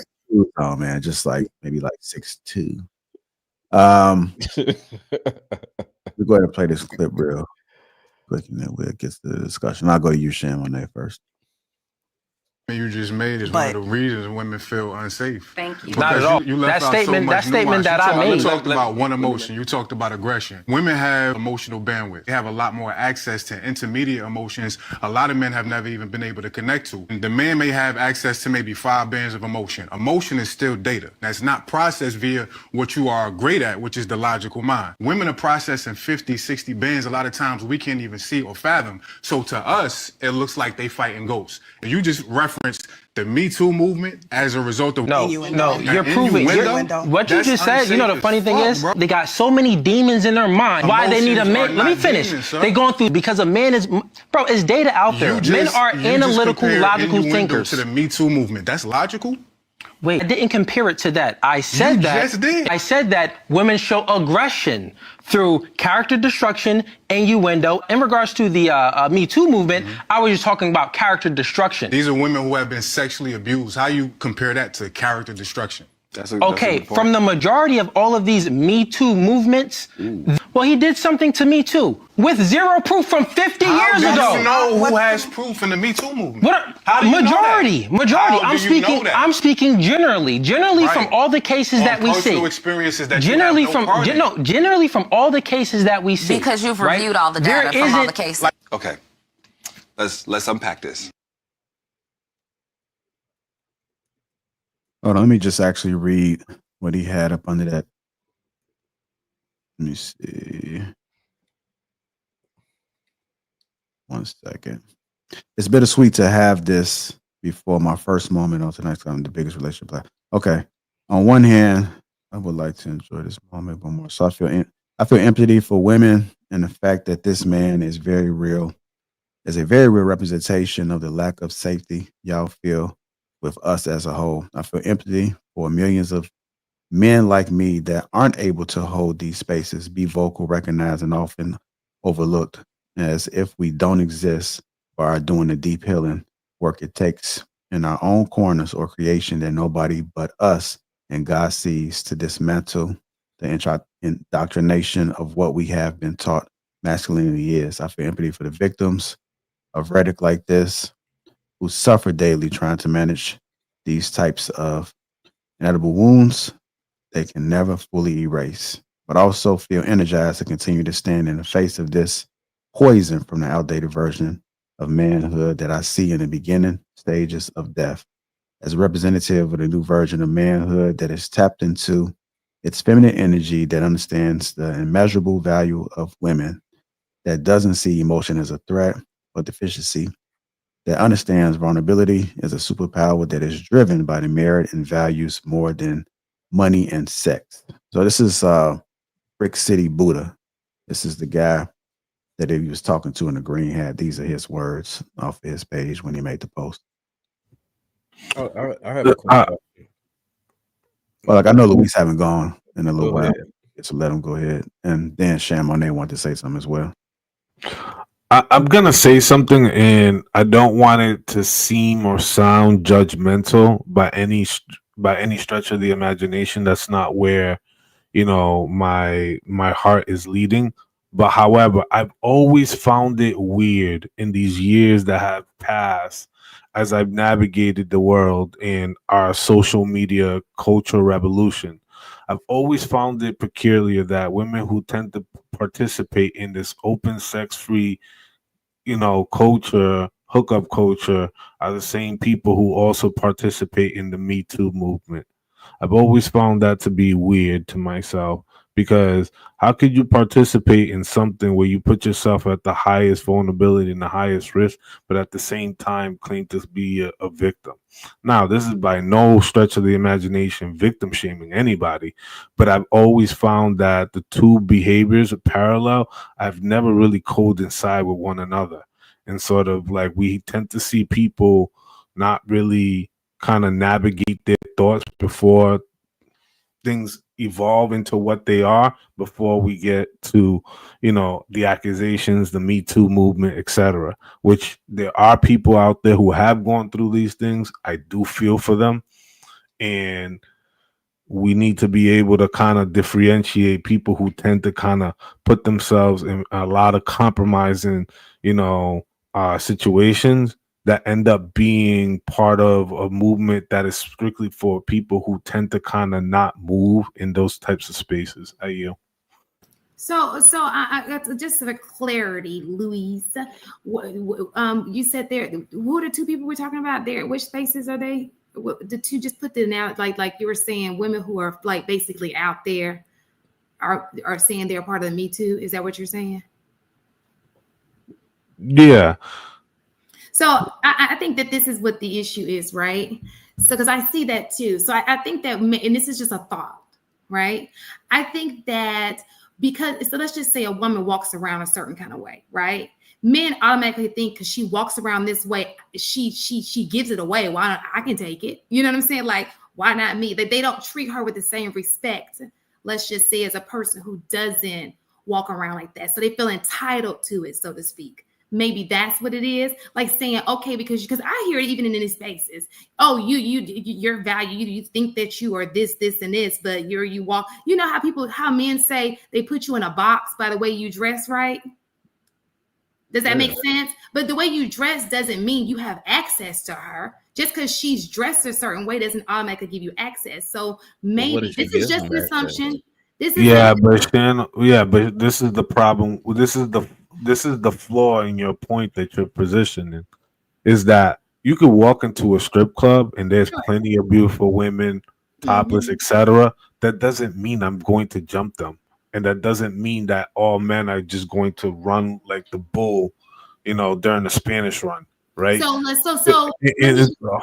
on. Let me clarify the difference between that. You're talking about an organized where you have people who are watching over. What is the difference between being outside? I don't find the line to be any blurred than being outside or even in an establishment. Difference.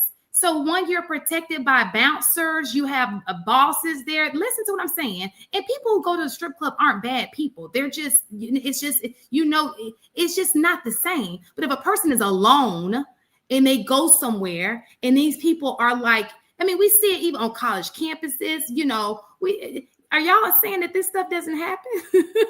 No, he's not saying that it doesn't happen. I think that you kind of mixed it up because I'm not trying to creating a straw man argument at the moment. Because you're saying, listen to it. So let me clarify so you can understand. Okay, there are some people who look at women and feel like because she's dressed a certain way, you should be entitled to her. She means nothing to you. Okay, she puts herself in her room. She's like, oh, she's a floozy. We know she sleeps around with a lot of people. Why not me? And then and she may say no that time. Like, hey, no, I don't want to do. Yeah, this is hypothetical. I don't know. But you're talking about the lowest. You're talking about the lowest common denominator, i.e., the low hanging fruit versus most typical men. Most men are afraid of approaching women. Most men are not approaching women. You know what I'm saying? And then you got the dudes who approach who might have that mindset and might be like, damn, man, she look good. I'm gonna go holler at her and talk like that. So but what you're talking about, hold on, because it's important that we distinguish what you're talking about, because it makes it up and it's very difficult for people to follow along, and also for people to follow along in the chat while also paying attention.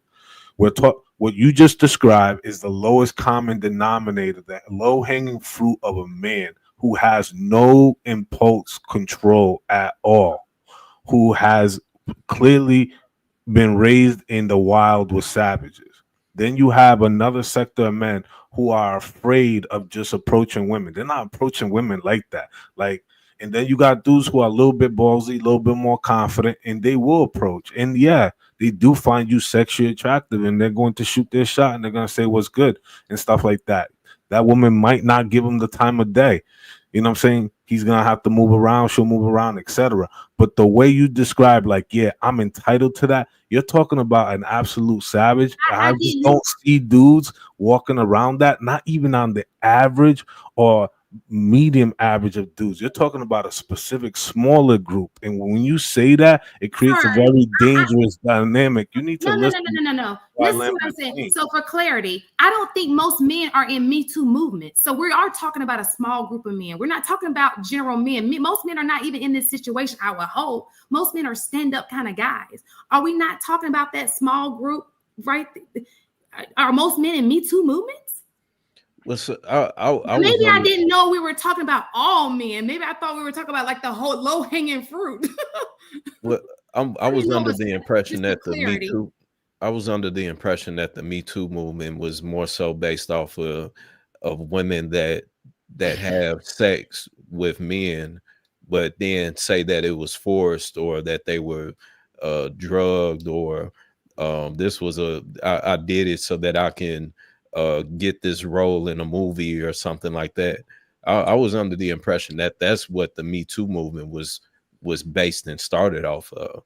So if a woman is walking around and presenting herself using the same exact example that you brought up, if a woman is walking around that way and she presents herself to that man in that way, then it's kind of like, it's like what?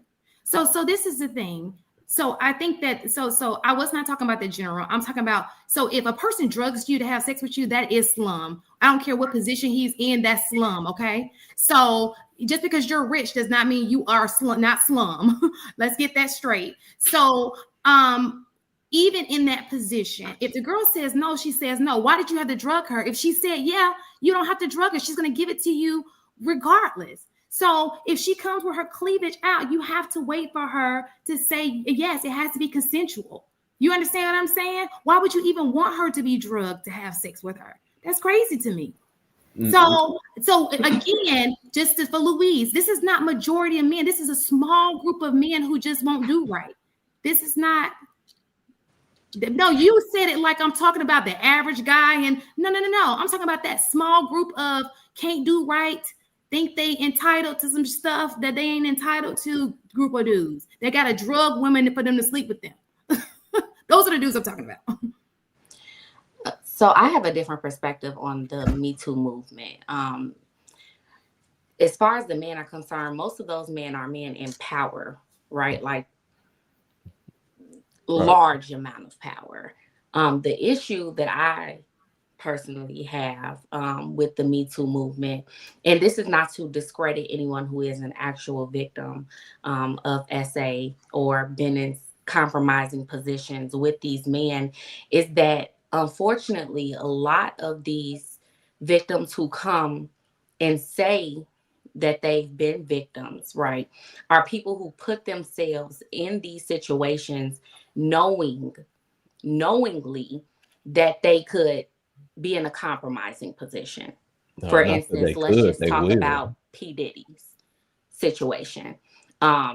Not the children, not any of that, but the grown women and men who are now coming out against him and saying that they were used and they felt abused and things of that nature. What it all boils down to is that everyone put themselves in that position hoping and thinking that they would benefit from it. So they were willing to do those things until they realized, I'm not really getting what I thought I was going to get out of it. And now it's oh no, he essayed me, or oh no, he forced me to take all of these drugs, when maybe that wasn't necessarily the case. Maybe the drugs were there and you decided to take it and partake in it and do those things because you thought you were going to get something from it. That's my whole issue with the Me Too movement. Do I believe that there are real victims? Of course, right? But I also believe that, unfortunately, there are a lot of people that are jumping on the bandwagon to get something from that situation. And what that does is foreshadow and actually discredits the actual victims who dealt with these situations and who actually we should be paying attention to, because everyone else is just trying to jump on a bandwagon to get some type of monetary value from it. Because if this really was a situation where they went through something and they were that traumatized, the first problem is that a lot of these things are not criminal, right? They're not taking it to a criminal court to try to fight these things. A lot of these people are suing. They want money for the situation. Right.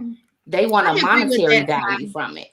So it puts you in a mindset, then what are you really gaining from this? You want to get paid for the things that you went through instead of actually putting this person who is supposed to be a predator away. That's my only issue with the Me Too movement. I feel that it just discredits women as a whole who have actually gone through SA and had to deal with those type of traumas. Even if it's years later and you decide to bring it up, the fact that people are jumping on the bandwagon when they thought they could gain something from it and just didn't end up working out to their benefit just foreshadows the whole purpose. We saw that with Bill Cosby. Yes. It was. Yes, they were. It was like 20 years before. It was crazy. But it was crazy. Even to watch the documentary of hearing the women talk, it was one where she was like, he invited me to the show. I came to the back and it was a bunch of people there, and then all of a sudden it was nobody else there but the two of us, and we ended up having sex. It was like, you knew exactly what you was doing. So but somehow, some way, he SA'd you. It's like, come on now.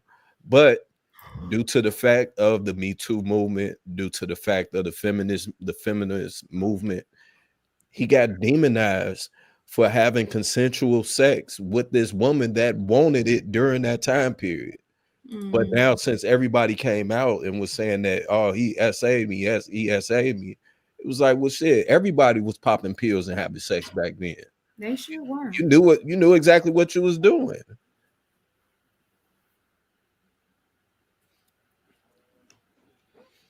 Your mic is on, JR. Oh, my bad, man. What's going on, Chaotic? What's going on, JR? How you doing, man? Not much. What you got, brother? Hey, man, I just got done live streaming. Just wanted to come show some love. I saw the topic, and I'm listening. In a nutshell, Me Too is a cult for ugly women. Women who don't have a voice or never had a voice before. They were empowered, particularly the last 4 years under the Biden-Harris administration with all this wokeism. But generally speaking, if you really look at it for what it is, it was started by a hideous woman. I forgot her name. This woman looked absolutely atrocious. Janet Nicholson, was that the one? I can't remember her name. She looked like Jabba the Hutt. I mean, it's the truth, man. Most men are not out here essaying women. Most women are whores, respectfully. And I say that respectfully. Most women are whores, and there's nothing wrong with that. Women are supposed to be supposed to like sex, and men are supposed to like it as well. And what I've noticed is that when people don't have power, they will manufacture power, and sex is a way for women to manufacture power over men. Women are weaker than men. We all know that. And that's why I tell people, man, the older you get, stay away. Have a recording, something, man, because you can get Me Too. A woman can. Women, I gotta say this, not all women, but a woman can lie, and when she lies, she will use sex as that weapon. So it's hard out here, man. That's why I'm preparing for sex bots, sex robots. Look into that, guys. That's why I'm preparing for that day. Boy, ain't you married, boy? Oh, I'm married, but I know how to operate around women. I don't entertain drunk women. I'm not around drunk women. If I meet with a woman, it has to be somebody around. Oh, hell no. I've been around too many women who lie, man. And yeah. So that's it for me, man. That's all I got to say about that one. Yeah. All right. You good, Aish? I'm good. Okay. I had to do a well-being check. I seen that look. I didn't know what that look was, but hey, so I do have a question that old boy had said. He mentioned something about women. Call him old boy. What are you talking about? I don't even know the nigga name. The other the dude that's not Cooley. Oh, okay. You talking about the video? Okay. Chaotic. His name's Chaotic Truth. No, not Chaotic. Oh, in the video. I think he mean the video. In the video, but he had mentioned something about women have more emotions than men. What is that? Yeah, he was doing the most. Like it's okay. Look, it's okay to say, women process emotions completely different than men. They go through whatever period, et cetera, et cetera.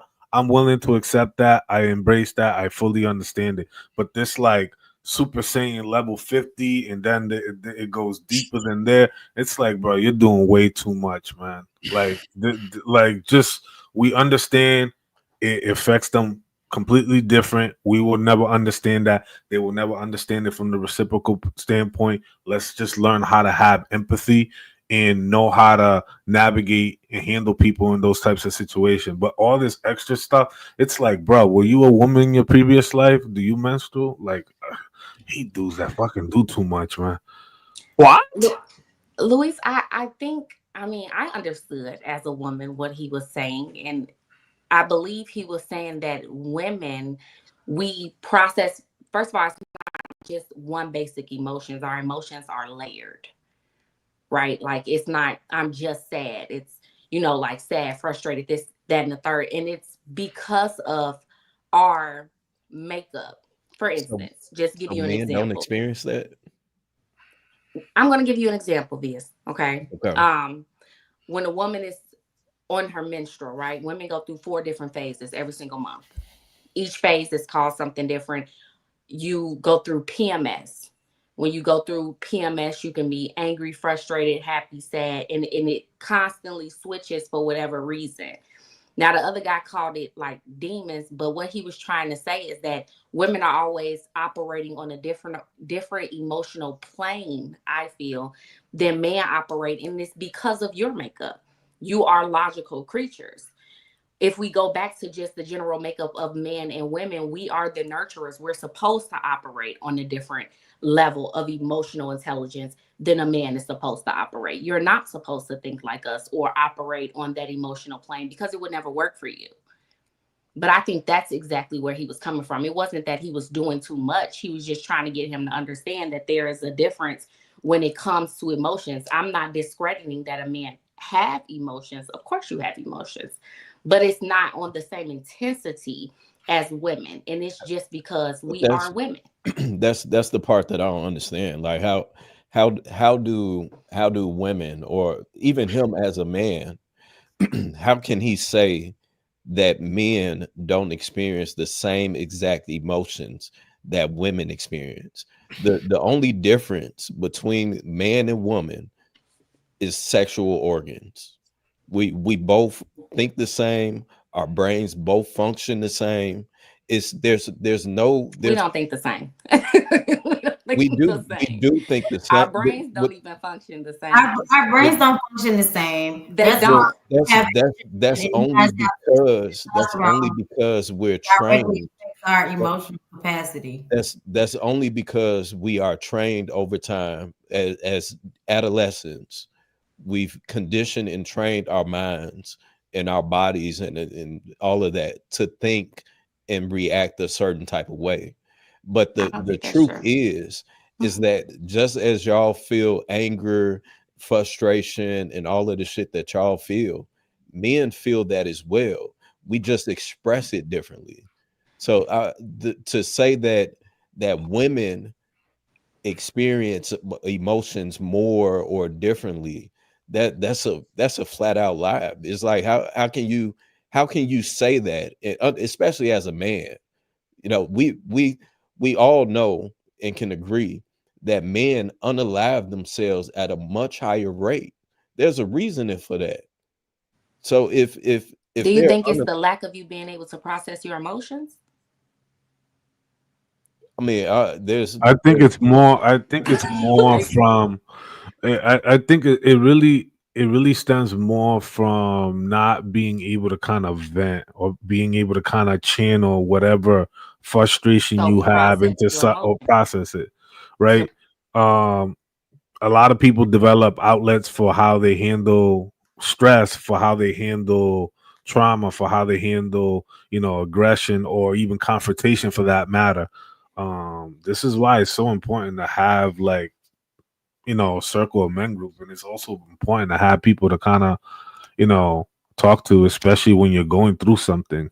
Like, it's okay not to be okay, but it's not okay to stay there. Me and Kenny always say that all the time, and unfortunately, there are a lot more outlets today, but somehow the conversations seem to be taboo that you're supposed to just grind it through. Reality that it's just part of your maintenance. It's just part of how we, navigate. The way we think and the way we react to things is way different than 10 years ago and today. It's just that we've developed a completely different tool set of skills of how we navigate and how we cope and how we handle these different levels of frustration. Let me play this clip real quick. Tell you this story now. Why does it matter to you so much to say that I'm trying to assassinate somebody's character? Yeah, and that's not what I'm saying. I'm not. Yeah. I know that's not what you're saying to me personally. That's what you're saying to women. Yeah, it's everything you say generally. If someone is a part of a Me Too movement, they take it personally. If they do, they have a weakness. I want to double back and say this. I'm a grown man. I'm a 35-year-old man that ain't scared of nobody. But if I think about my abuse long enough, I'll sit on this podcast and cry. With millions of dollars, can fight anybody. You take me back to that childhood boy who was helpless in those moments. It's gonna get me. I'm saying there's too many people that can relate to this. Thank you for your transparency, for your vulnerability. It's hard for me to hold my tears back listening to you. It takes strength to have empathy. It takes strength to receive 5 other people accomplished in all sorts of ways. Yeah. Just imploring you, think on it. Strength, somebody being able to raise their hand and say, me too. Protecting women, so much bigger than just physical. There's a woman right here. If you look at her, I believe your words are hurting. Cam, if you can, just put a trigger warning before we get into this episode, just so people know what we're about to talk about. And I'll see you next Thursday. Peace. What you laughing at, Viz? Him going into old girl arms. That was. Hey, my bad if that's. But yeah, that's a little too much, man. See, but that's the reason why men that, don't feel comfortable expressing their emotions. We talked about this before, and Louise just brought up the fact that, you know, it's about having a community, but man keep man from having that community because you don't even know what just happened in that. He could have started crying, and I'm pretty sure she hugged him. He didn't fall into her arms, but because he did that and he had a vulnerable moment, now that's funny to you. That's fair. I'll take the I'm off count. I'll take that. Right. But it is amusing. It even with them both doing that, it seems that he literally just contradicted his exact statement of men not exploring or having all of these different levels of emotions. Who was helpless in those moments. It's gonna get me. I'm saying there's too many people that can relate to this. Thank you for your transparency, for your vulnerability. It's hard for me to hold my tears back listening to you. It takes strength to have empathy. It takes strength to receive 5 other people accomplished in all sorts of ways. Yeah. Just imploring you, think on it. Strength, somebody being able to raise their hand and say, me too. Protecting women, so much bigger than just physical. There's a woman right here. If you look at her, I believe your words are hurting. Cam, if you can, just put a trigger warning before we get into this episode, just so people know what we're about to talk about. And I'll see you next Thursday. Peace.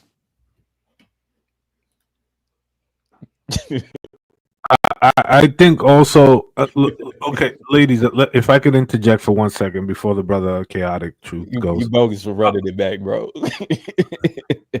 So I think that spaces like that, just men talking to other men, is needed, but without the cameras and all the theatrics and stuff like that. It's just a room, no windows, just one door. Y'all sit down, y'all talk about it and stuff like that. Some of there's certain conversations that do not belong on social media. I'm sorry. There's certain things that should not be disclosed. There's certain things that should not be let out. It's Pandora's box. You know, there's some things that are very sensitive to certain individuals who have really gone through some very traumatic and dark things. I don't believe that it is for the consumption and entertainment of everybody. A lot of people who have never gone through that don't know how to handle that, right? And sort of with that being said, I think that if we're going to have conversations like that, I think it's important to stay within certain color lines. But when you're having a group of men who are actually trying to be vulnerable and share things like the brother was sharing in the beginning, right? I think that's really off camera. Because what happens is if we do this long enough, people are going to look at it from a standpoint of either weakness or a mockery. And sort of that veil of that veil has to be protected. So, who are the people that you're speaking about, Louise? Well, I'm talking about the individuals who engage in that kind of sensitive conversation. And I'm saying you said people are going to look at it from a veil of mockery. Well, people who have never experienced or gone through something like that. If I can't relate to you, right?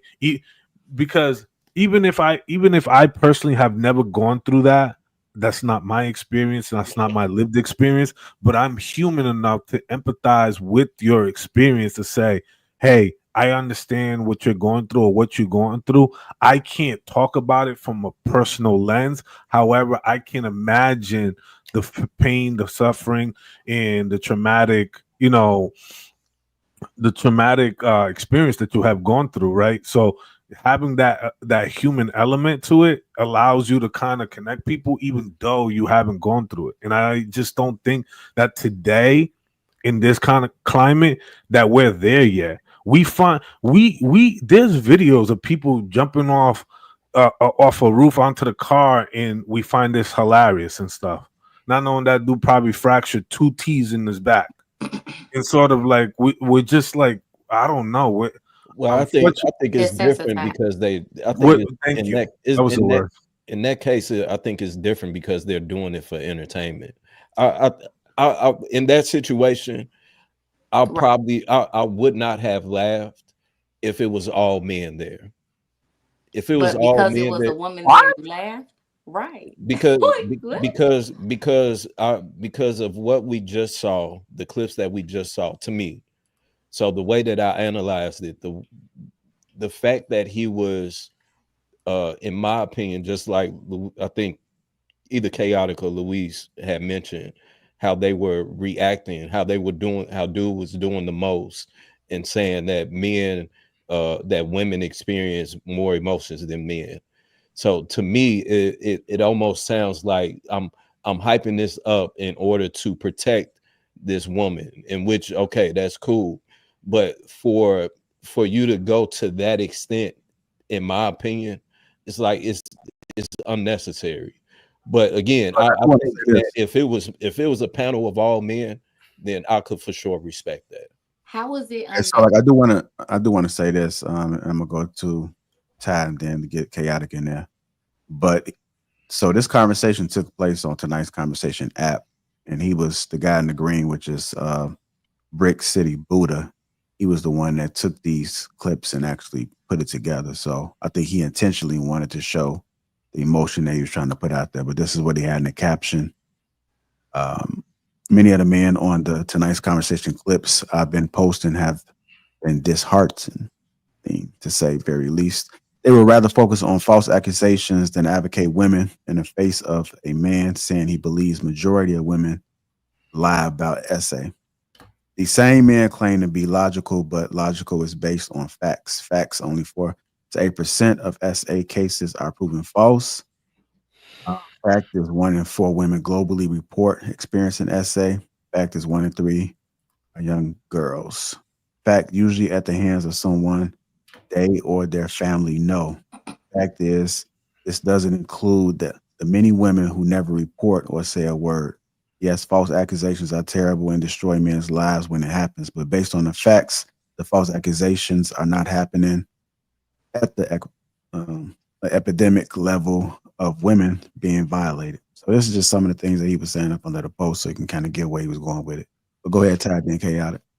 I was just going to say that I think, and I understand after you explained it, this why you may have reacted that way. And I think a lot of men would have reacted that way because Chaotic was also kind of like, what made him a little uncomfortable, right?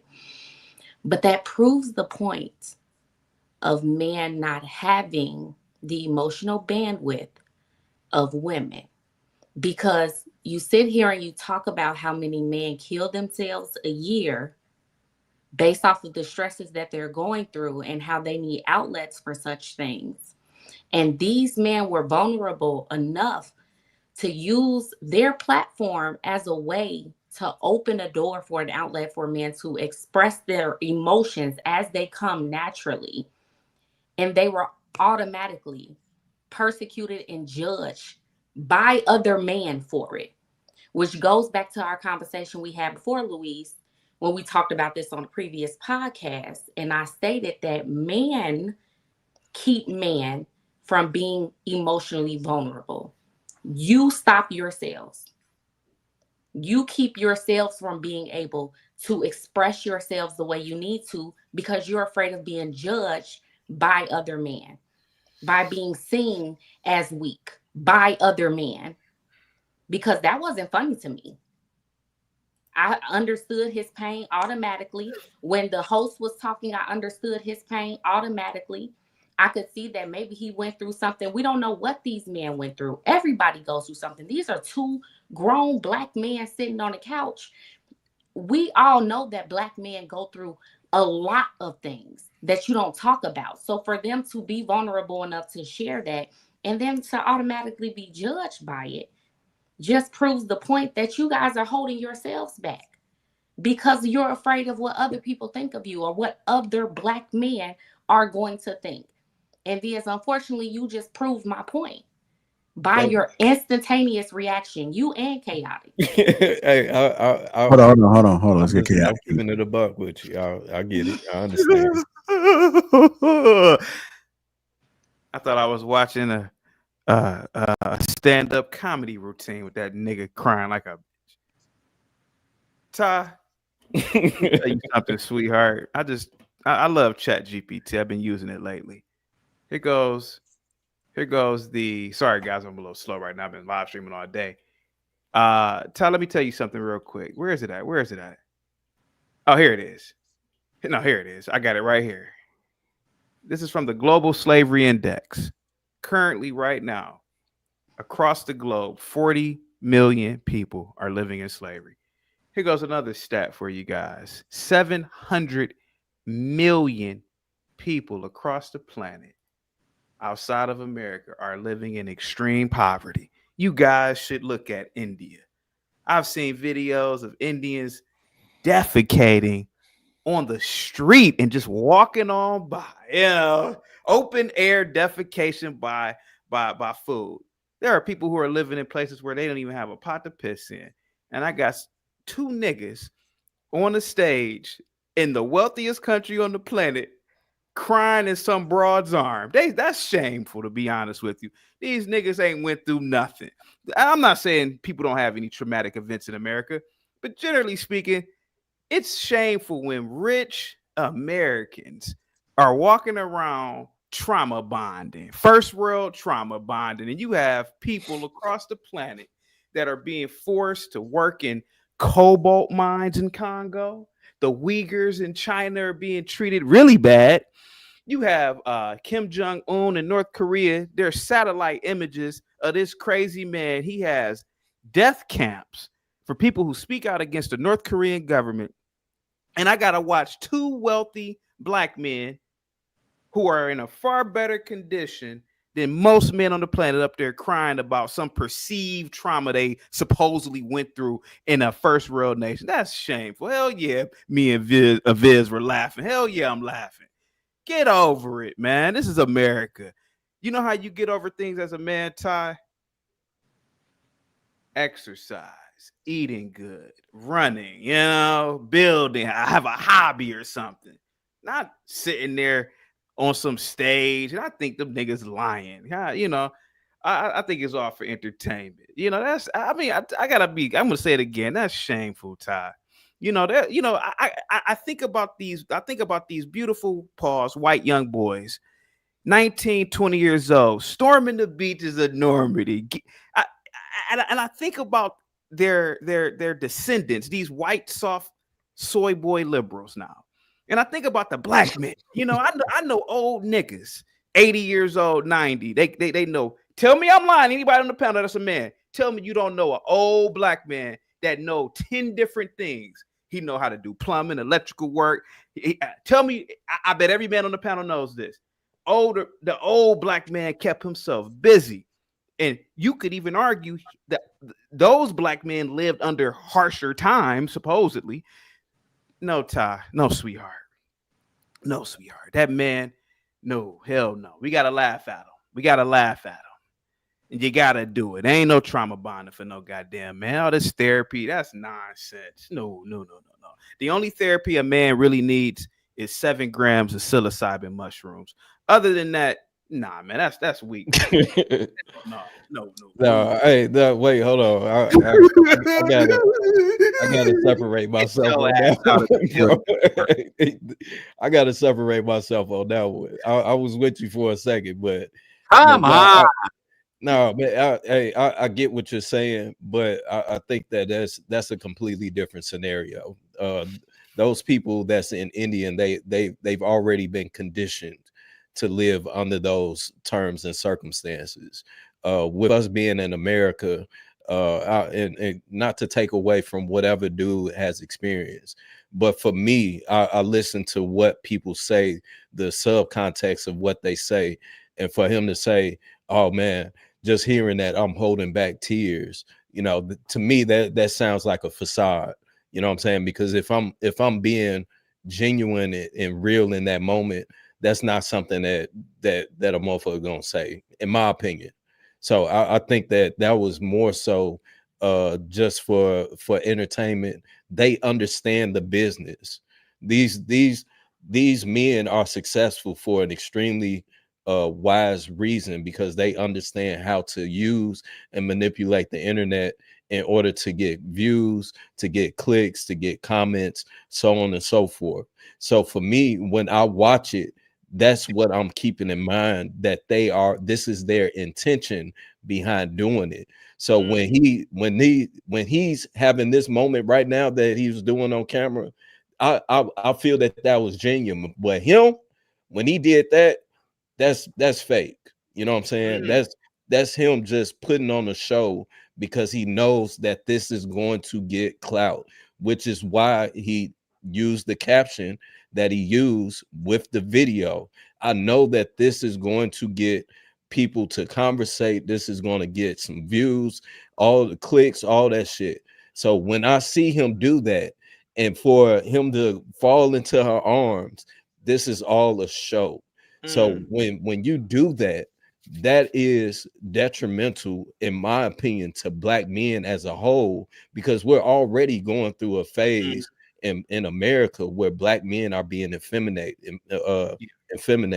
So I think that, again, this is something that is needed for sure, but this is something that is needed when you are around men. And that is how you teach other men to feel vulnerable in that moment in order to embrace. Because now I can embrace my brother because I understand what you're feeling, much rather than me doing this and falling into the arms of a woman for clout.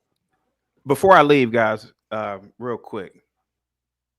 Now, I didn't have the luxury of being tall like you, Hank. And I didn't have the luxury of having good looks like the rest of the guys on the panel. Pause. I got called ugly. I thought ugly was my middle name growing up as a kid. I got called ugly all the time. You know, you ugly little nigga, man. Little ugly dude. You know, short. You know, I got called short all the time, you know? Now, I wasn't bullied or anything, but, you know, when you look like a Ninja Turtle in the face, you know, it's hard for a motherfucker not to notice that. Could you imagine me trauma bonding with some chick, Aisha, Ty, Coco? Oh, they called me ugly when I was a kid. No. Let me tell you something, Coco. You know what I did when I got called ugly for the first time in second grade? I'll never forget it. I said, let me go home and look at myself in the mirror, because I know my mom ain't lying to me. I swear to God, JR. Your father, your mother, they'll tell you that you're the most handsome, good-looking kid. But when you walk out that door, the world is going to remind you what you are. And you got to be a better person. So, Ty, what I did, I said, I'm going to be funny. I'm going to be witty. I'm going to be the voice of the room, you know? And it made me a better person by knowing that I was an ugly little dude. So that's why I was able to conquer environments wherever I went, you know? And I think that's what a lot of people have to do. I don't know what this guy went through as a kid, but he has to get over it. He has to do something. He's 40. I mean, that dude looks about 40 years old. He has to figure it out. It seems like he hasn't figured it out, because I could always trauma bond and cry on Coco's arm, you know, just metaphorically speaking, but she'll be like, that's nigga a bitch, man. No, you have to get over these things, man, by developing your character. And on that note, salute to you guys. Positivity's coming your way, guys. Have a good one. Hey, thank you, brother. Hey, let me ask you ladies a question. You know, you guys got an opportunity to see that video play out, you know, multiple times. And I would like to ask you, do you think or believe that there are women today who can handle a man being that vulnerable or being to that level where something triggers them inside and they become inebriated into that state? Do you find whether it's relate? No, I want to talk about relationship, right? Like, because in friendship is a completely different dynamic in how we sympathize with each other. But I think from a relationship standpoint, do you believe that most women know how to handle a man's vulnerability in that state? I believe we talked about this before, Louise, but yes, I do. I think if there's any place where my man can be extremely vulnerable in that state, and I'm not saying this is all the time, right? Because men are not breaking down, crying at every little thing. But if you get to a point where something is triggering you that bad, or you're having thoughts, or you're going to that place that makes you break down, I want you to be able to depend on me to be able to handle that. I would do the same thing that the woman is doing. There are things that are going to happen throughout life that a man is going to break down, and I'm not going to judge him because he cries or decides to cry in my arms, because I've probably done that 200 more times than he did it that one. You know what I mean? Compared to that one time. I don't think that's a problem. I would rather you feel safe enough with me to be that vulnerable than not. Because like you and Viz were saying earlier, if you don't feel that safe, then you're going to look for other outlets to try to distract your mind from those things instead of just dealing with it. So I think it's possible. But I don't disagree with you. I think it is possible, but I also think it takes a certain level of maturity and a certain level of life experience, right? A lot of people just don't. A lot of people, unfortunately, man, like a lot of people today just don't have that level of maturity, don't have that level of emotional intelligence, maturity, know how to be stoic and be present in the moment, right? And not allow that situation to take them back to something they once went through. So it really depends on, a lot of people's personal lived experience, to know how to handle that, because unfortunately there are people who don't know how to handle that and they make situations even worse. I agree with you, but I do think there are women who can.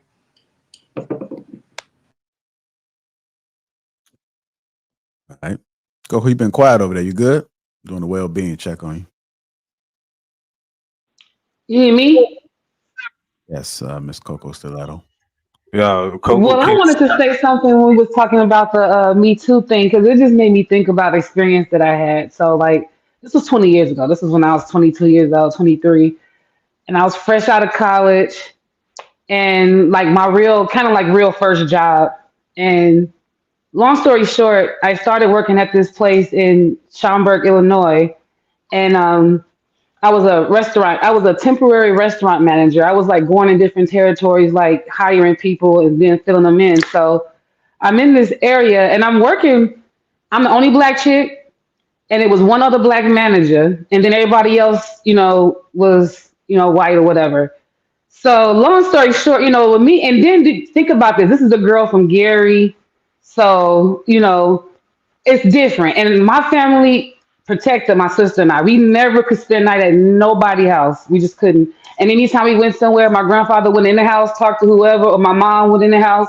Oh, that's what it was. So now I'm like in the restaurant. I mean, I'm in the kitchen and I'm like bent over and I'm like counting the steaks because I'm about to change shift. I'm about to leave. He about to come in and take over the shift.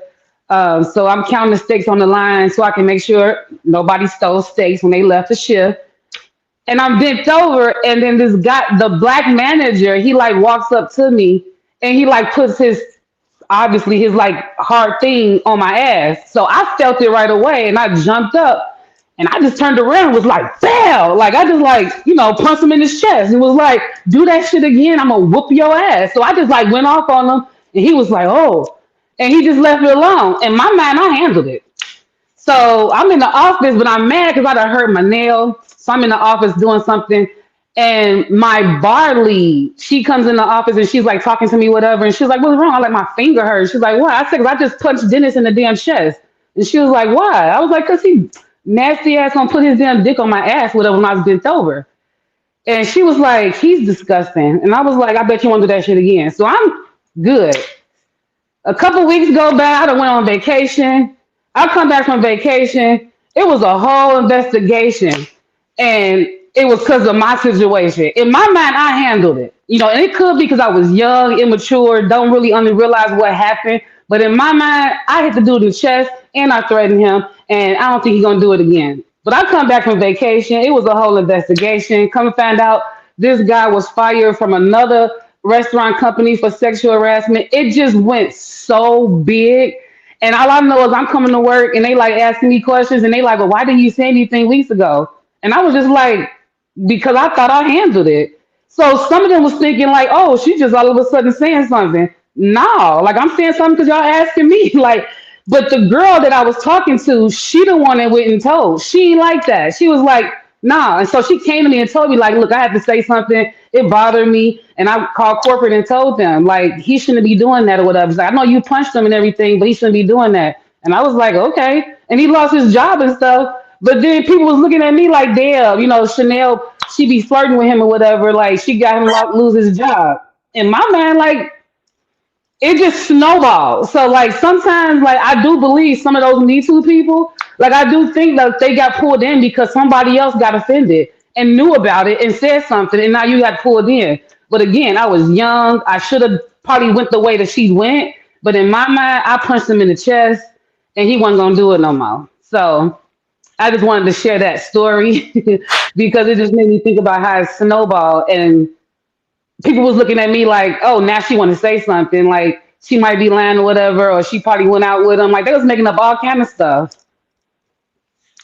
That's a wild ass situation, and it damn near goes back to what we were talking about earlier. With you not saying nothing, you damn near protecting them.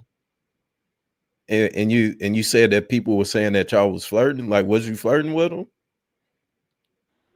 No, I never was flirting with him. Like, no, that's what like the directors, like the people that were coming in to like investigate, they were asking, do you think that any of the employees think, that you were flirting with this guy, whatever? I think they assumed because we were the only two black ones.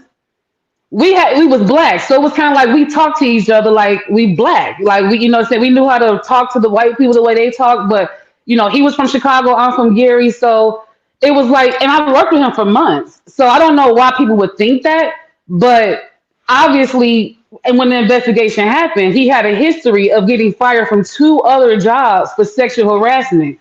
But in my mind, like I'm saying, I was very young and immature. I didn't realize that was wrong I knew it was wrong what he did, but I thought I handled it. In my mind, I punched him in the chest, we good, he ain't gonna do it no more, and if he do, it's gonna be problems. I look back now, yeah, I could have did it differently, but no, I wasn't flirting with him or anything. That's just how he was. Like, I didn't see it coming. When I turned around, I thought it was one of the Mexican guys that always try to holler at me. And when I turned around, I saw it was him. That's what made me punch him. I'm like, wow, like, I know you ain't just do that. So, like, it threw me off. But, it was because somebody else was offended how it got so out of hand. And it was somebody else that it didn't even happen to. It was just because I told her what happened, and she was like, nah, I'm telling.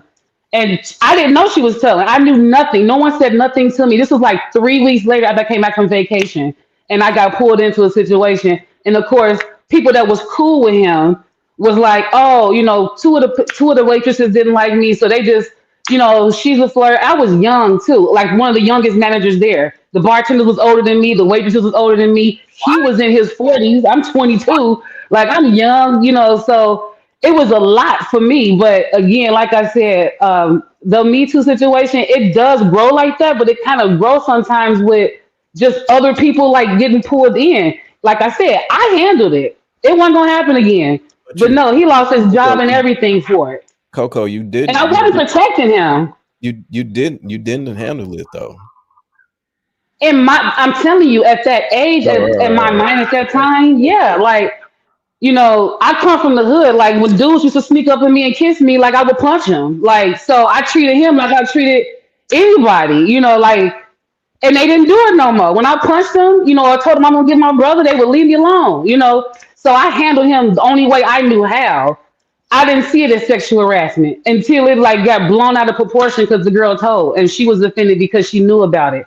The Mexican dude that was in the kitchen, he told on him because the Mexican dude saw me punch her because he was like, Chiquita, he always called me Chiquita. Chiquita, why you hit Dennis like that? And I was like, because he's nasty. So everybody told people that saw it. So, and I like again, what was the reason for me to protect them? I thought I handled it.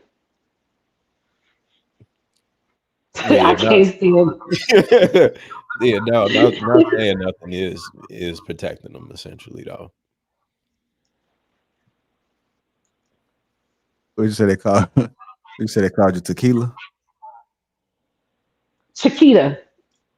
Chiquita. I guess that's shorty, Chiquita. Like the Chiquita banana. Yeah. Aisha, I'm curious what you're thinking, Aisha. You've just been pretty quiet since Chaotic been on. Ooh. I feel the same way Ty feels about the Me Too movement. I think a lot of those stories were orchestrated. I think that women put themselves in those positions. I talked to my mom. My mom lived during the Quaalude era. And yeah, people were just taking those like they take ecstasy or any other drug. Like it was pretty normal. I don't think that anybody put a gun up to anyone's head or threatened anyone's life to do these things. I think that they were having fun.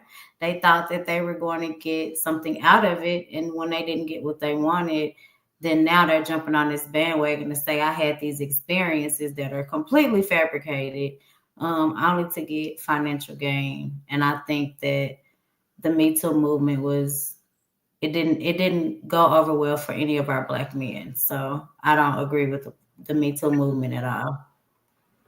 Hey, Aisha, how do you feel about Buddy crying? That was fake. That wasn't for real. You guys know that this social media stuff, most of that stuff is made up.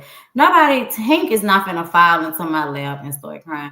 Like, ain't no. I would have probably pushed him on the floor. I don't know. I would have knew that it wasn't genuine. I'd have been like, "What is happening?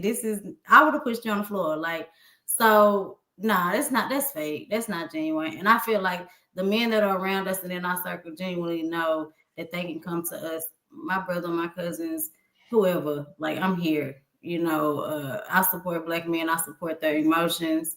So I think that more people have to get on board, but please don't fall into my arms or try to do any of that. I'm here to support you in any way I can, but yeah, that was completely fake. That was completely for us to talk about right now on this podcast. So. What about you? I'm trying to figure this out now, ladies, because we saying, God damn.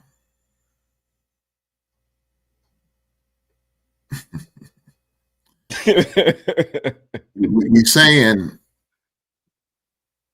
that whatever the woman say, or your daughters say, it's facts. But my man, he's going through some shit. It's all fake. God damn, we can't win for losing, boy. We can't win for losing in this piece. I'm just saying, Ty. You want baby daddy crash the fuck out. Don't say I'm just saying Ty, because I was the main advocate for him in his tears. Thank you very much, Hank. Let's push that energy somewhere else. I want him to cry. You remember what I said, though, Ty? Remember what I said? Child. Yes. Okay. So you remember what I said, though, right? I'm going to take my big 3 ass to the police station. They're going to laugh at me. Do you still believe me when I say they're going to laugh at me? Or you think I'm being extra? I don't think after what you see today, after what you just see today, you don't think they're going to laugh at me like Viz and Chaotic? Well, if you have a police officer like Viz and Chaotic, then maybe they will. Okay. Hey, hold on. But if it's a police officer like Luis, I think he will take your complaint seriously. He gonna Ashante laugh. said, If it's JR, I think she said he'll she gonna let me listen. fall on the goddamn floor. JR She said she gonna let me definitely fall on gonna the laugh floor. in the car. Is that what you told me? She said she gonna let my big ass fall on the floor. I wouldn't do that to you, Hank. I wouldn't let you fall on the floor. If you call the police on, if he called the police on a woman, like, I'm going to laugh. That's crazy. so- But a woman can be threatening his life. You know, size doesn't matter. Like women, let's be honest. When women are really angry, a woman that is unstable, it's dangerous. Okay, a woman can poison you. She can stab you in your sleep. We can do very vindictive things for women who are not mentally all the way there or at the emotional maturity level that they're supposed to be. So it doesn't matter how big a man is. Maybe she can't out tussle you, but she can catch you in a vulnerable position and still hurt you. That's just the facts. What was the lady, Lorena Bobbitt? Yeah, who cut her man thing off? Come on You now. was just reading my mind. Come That's on a now. Like, painful let's not example. act like these things don't happen. It's literally stories about women who like were serial killers and only killed men. Brought them in on the, expectation of sex, love, relationship, and killed these men for gain. It can happen. Cardi So- B. Shit. Yeah. Tall or not, Hank. Okay. Hey, I just Let me hit the goddamn floor, man. That killed me out with that one. hey, just so y'all know, that they got Buddha. I mean, he's one of those like spiritual brothers. Like him and his wife, they like interlock, candles, and that one of them deep brothers, man. I don't know. I think he may have been crying for real. If you go to this I page, think he was. if you go to this page and like look at his stuff, he seems to tap into that side that a lot of people don't tap into. So he's one of those woke brothers, like earthly. So JR, you think it was a single tear rolling down his cheek? I don't know, man. I mean, I don't know. You say got a single tear. Yeah. Now, Hank, you be advocating for the men. I mean, like they'll go. It's like they'll go sit on the sand. I don't know. I didn't really see the situation. Yeah, somebody in the comments say he be crying every day. So I don't know, man. I just Man. Like, so this is what he does. I get it. He's emotional. Is he a cancer? What is his? I don't follow him like that. I think he's supposed to come on King Talk one time, and then he didn't wind up coming on. I know he has been making some waves, and some people has been relating to him. He's one of those guys that taps into his emotions, and he has no problem sharing it. So again, he's doing this for social media. That's what it's. So this is his ploy, because that's what it's giving. I don't know. I mean, so that's what it really seemed like to me. I for sure 100%. I'm all for men being vulnerable, but yet there is a time and a place and a space for that. If you're just doing it just willy-nilly every day on social media, you're looking for attention. That's the flat out truth about it. You make money off of social media. We know that you can play into people's emotions in order to connect with them and to build your brand and all of this other shit. We have to understand and know how to distinct the difference between someone being authentic and genuine and someone just doing the shit for clout. And a lot of people are doing shit nowadays just for clout. And when you get caught up in that is an extremely dangerous space, because most people, especially now, they don't know how to decipher the two. So now we have people now going to the extremes of doing all of this crying shit. We just talked about Tia Mowry the other day, the couple shows ago, where she's essentially doing the same shit. For all we know, she damn near got divorced just for the clout. You know what I'm saying? Just so that she can create these TV shows. It's a real thing now. So I think we have to pay attention to that type of stuff and understand how to decipher between the two of somebody actually being vulnerable and somebody actually playing on other people's emotions. Tina for sure is clout chasing off of her divorce. Let's just call a spade. And she still loves that man. And just go get your husband. Like, why are you out here playing it is a social media game, because just go back and get your husband, man. I think that everything she does is staged. I think that she has about 20 cameras at her house at all times.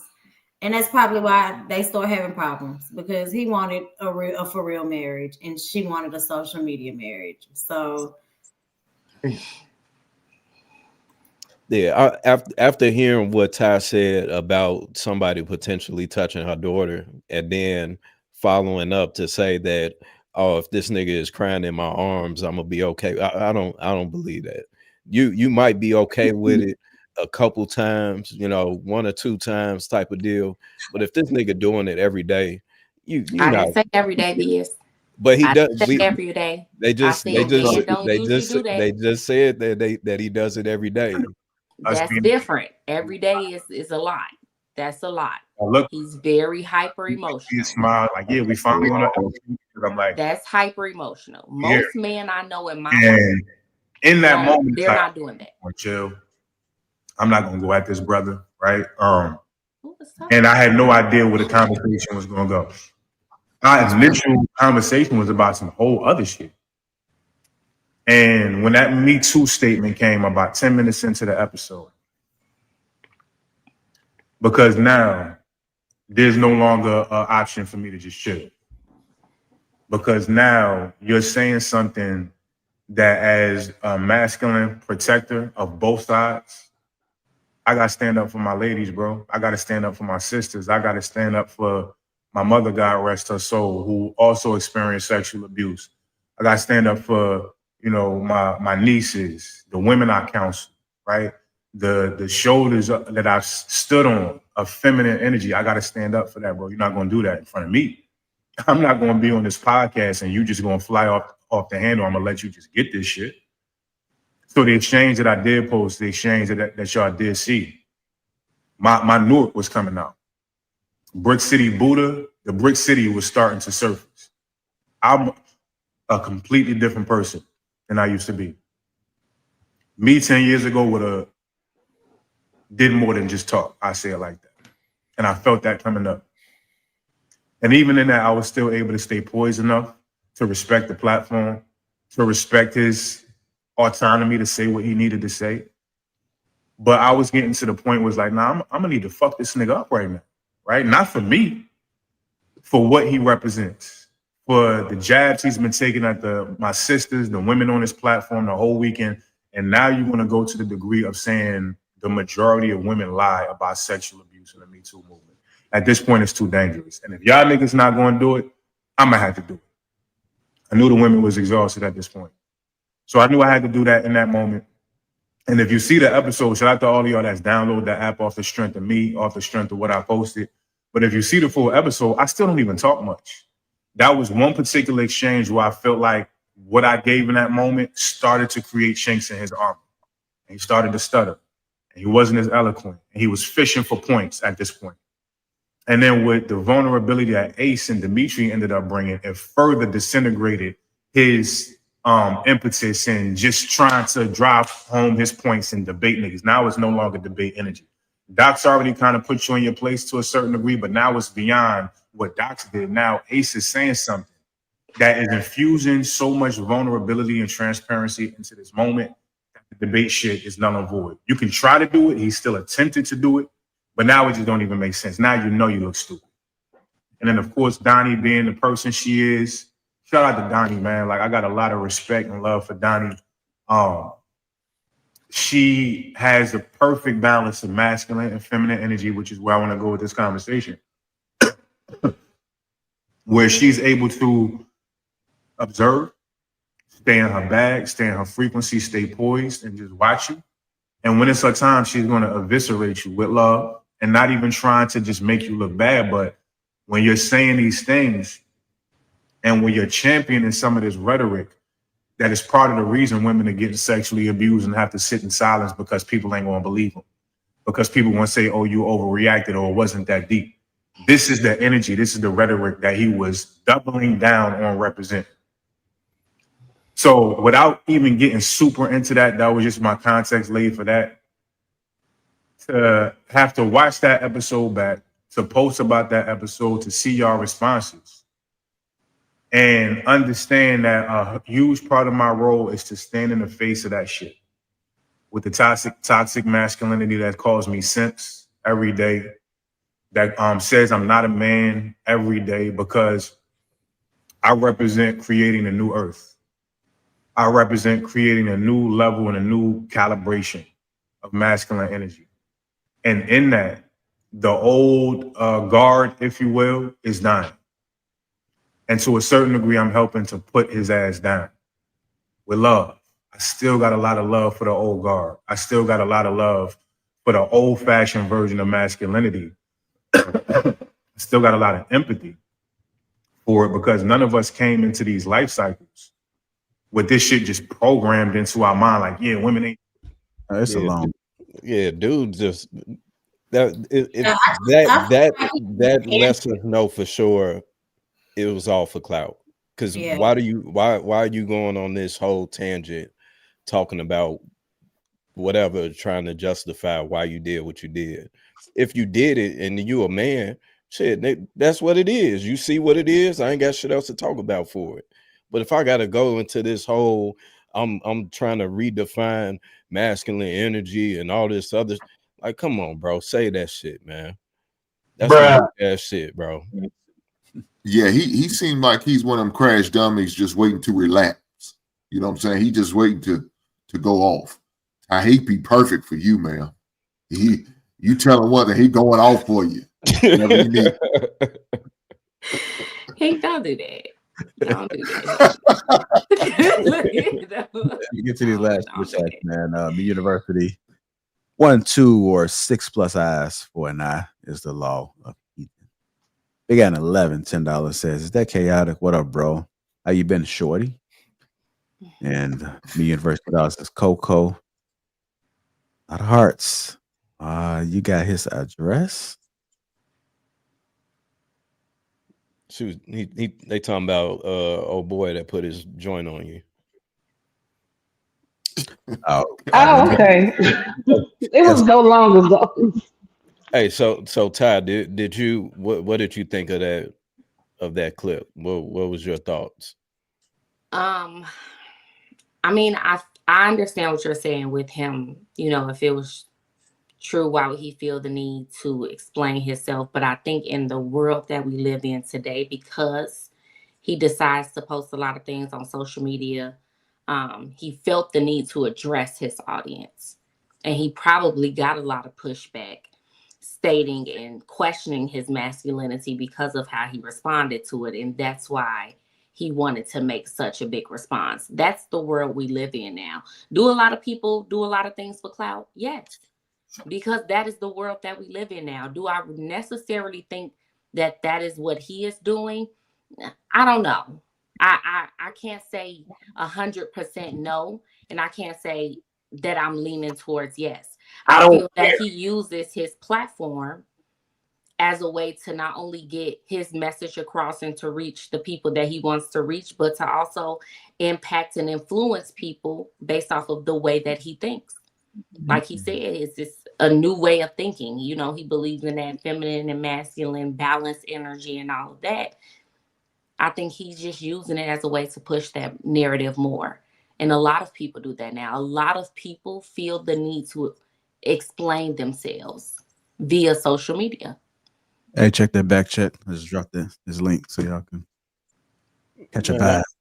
I ain't watching that shit, bro. I think that he's pandering.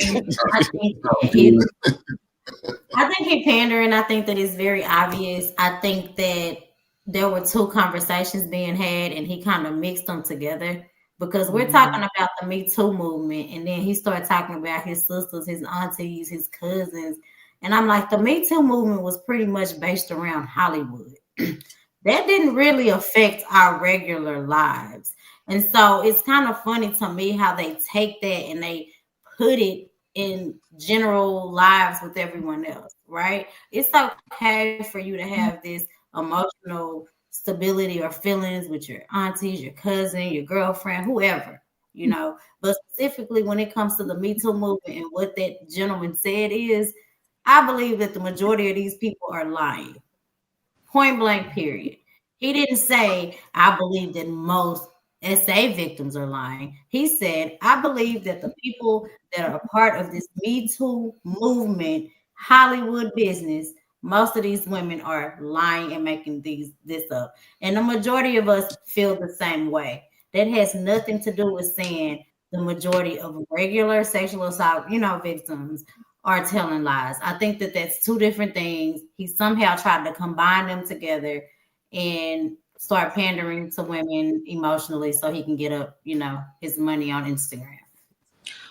Or is it that he's such an emotional person that he was triggered in that moment? No, hear me out, this. Why you starting laughing? Why y'all I love that you are a glass half full girl. I love it. But I ain't shit. That's why we laughing. I ain't shit. Vince kept saying that last time, but still, for real, like he literally referenced his mother being, SA, and like you said, Aisha, that has nothing to do with the Me Too movement. But because the women in the Me Too movement are claiming that they went through that exact same experience with someone in power, he could have been emotionally triggered. And that's what motivated him to want to push that much further into the conversation and link those two together when he was explaining himself. That's a fair observation for sure.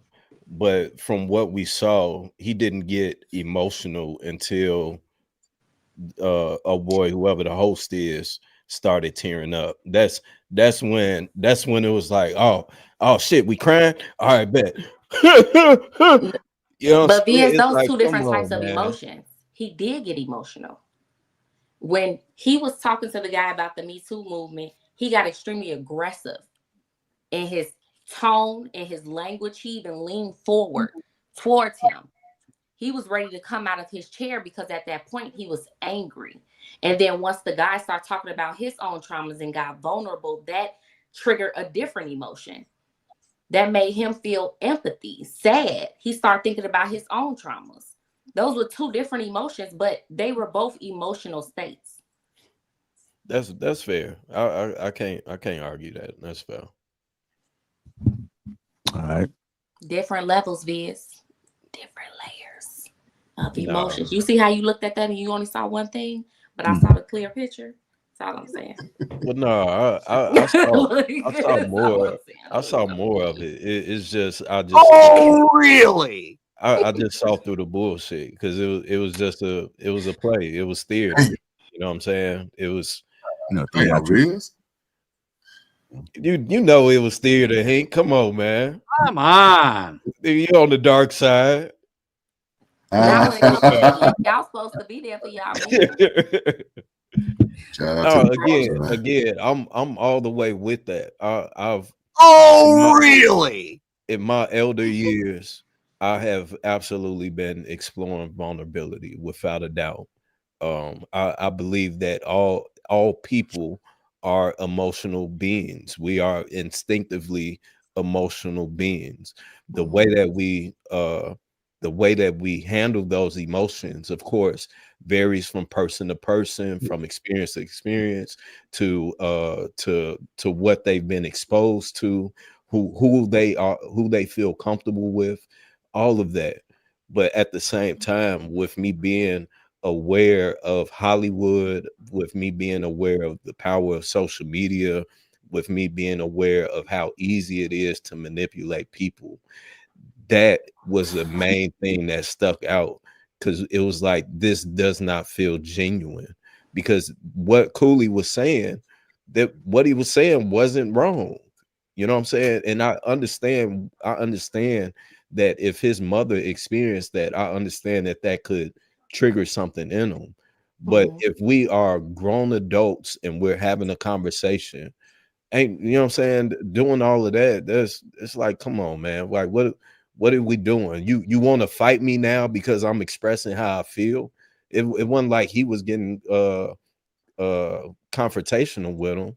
You know, dude Cooley damn near looked like he didn't even want no smoke. He was sitting in the chair upright, sitting back, and oh boy, he leaned, like you said, he leaning forward. It's like, man, what is you doing? So in that case, to me, you're putting on a show for these women that's sitting around us because they're uncomfortable with what it is that I'm saying that's not completely incorrect. So now I have to be Captain Save-A-Hole and show my emotions that I can connect with them, and I know that this is going to be a clout chase to where women are going to be in the comments like, oh, he a real man, it's like, that's, or he could have make him a used real that man. moment to be protective of those Black women in spaces where, like you're saying, most men would think from a logical standpoint instead of from an emotional standpoint, and understanding how Cooley's comments made those women feel may have made him think of how certain other people's comments about the experiences that his mother, sisters, cousins went through made them feel. And because he couldn't protect them in those moments because he wasn't able to, wasn't present, wasn't old enough, he felt the need to step up and protect those women. No, that's fair. That's fair. Because I personally don't agree with how Cooley interacts with women in general. Yeah, for sure. So I know that he can be confrontational. I'm sure that he probably pushed the buttons or whatever the case may be. But again, just how it played out from what we saw, it didn't feel authentic whatsoever. All right. Y'all, we're going to conclude the show for today. Appreciate you guys tuning in. Make sure you hit that like button. Also, make sure you subscribe to the channel. And if you're catching on the replay, hit that like button. I want to thank y'all. Coco, I seen your body language was all right. Let's wrap it up now. What I do? What?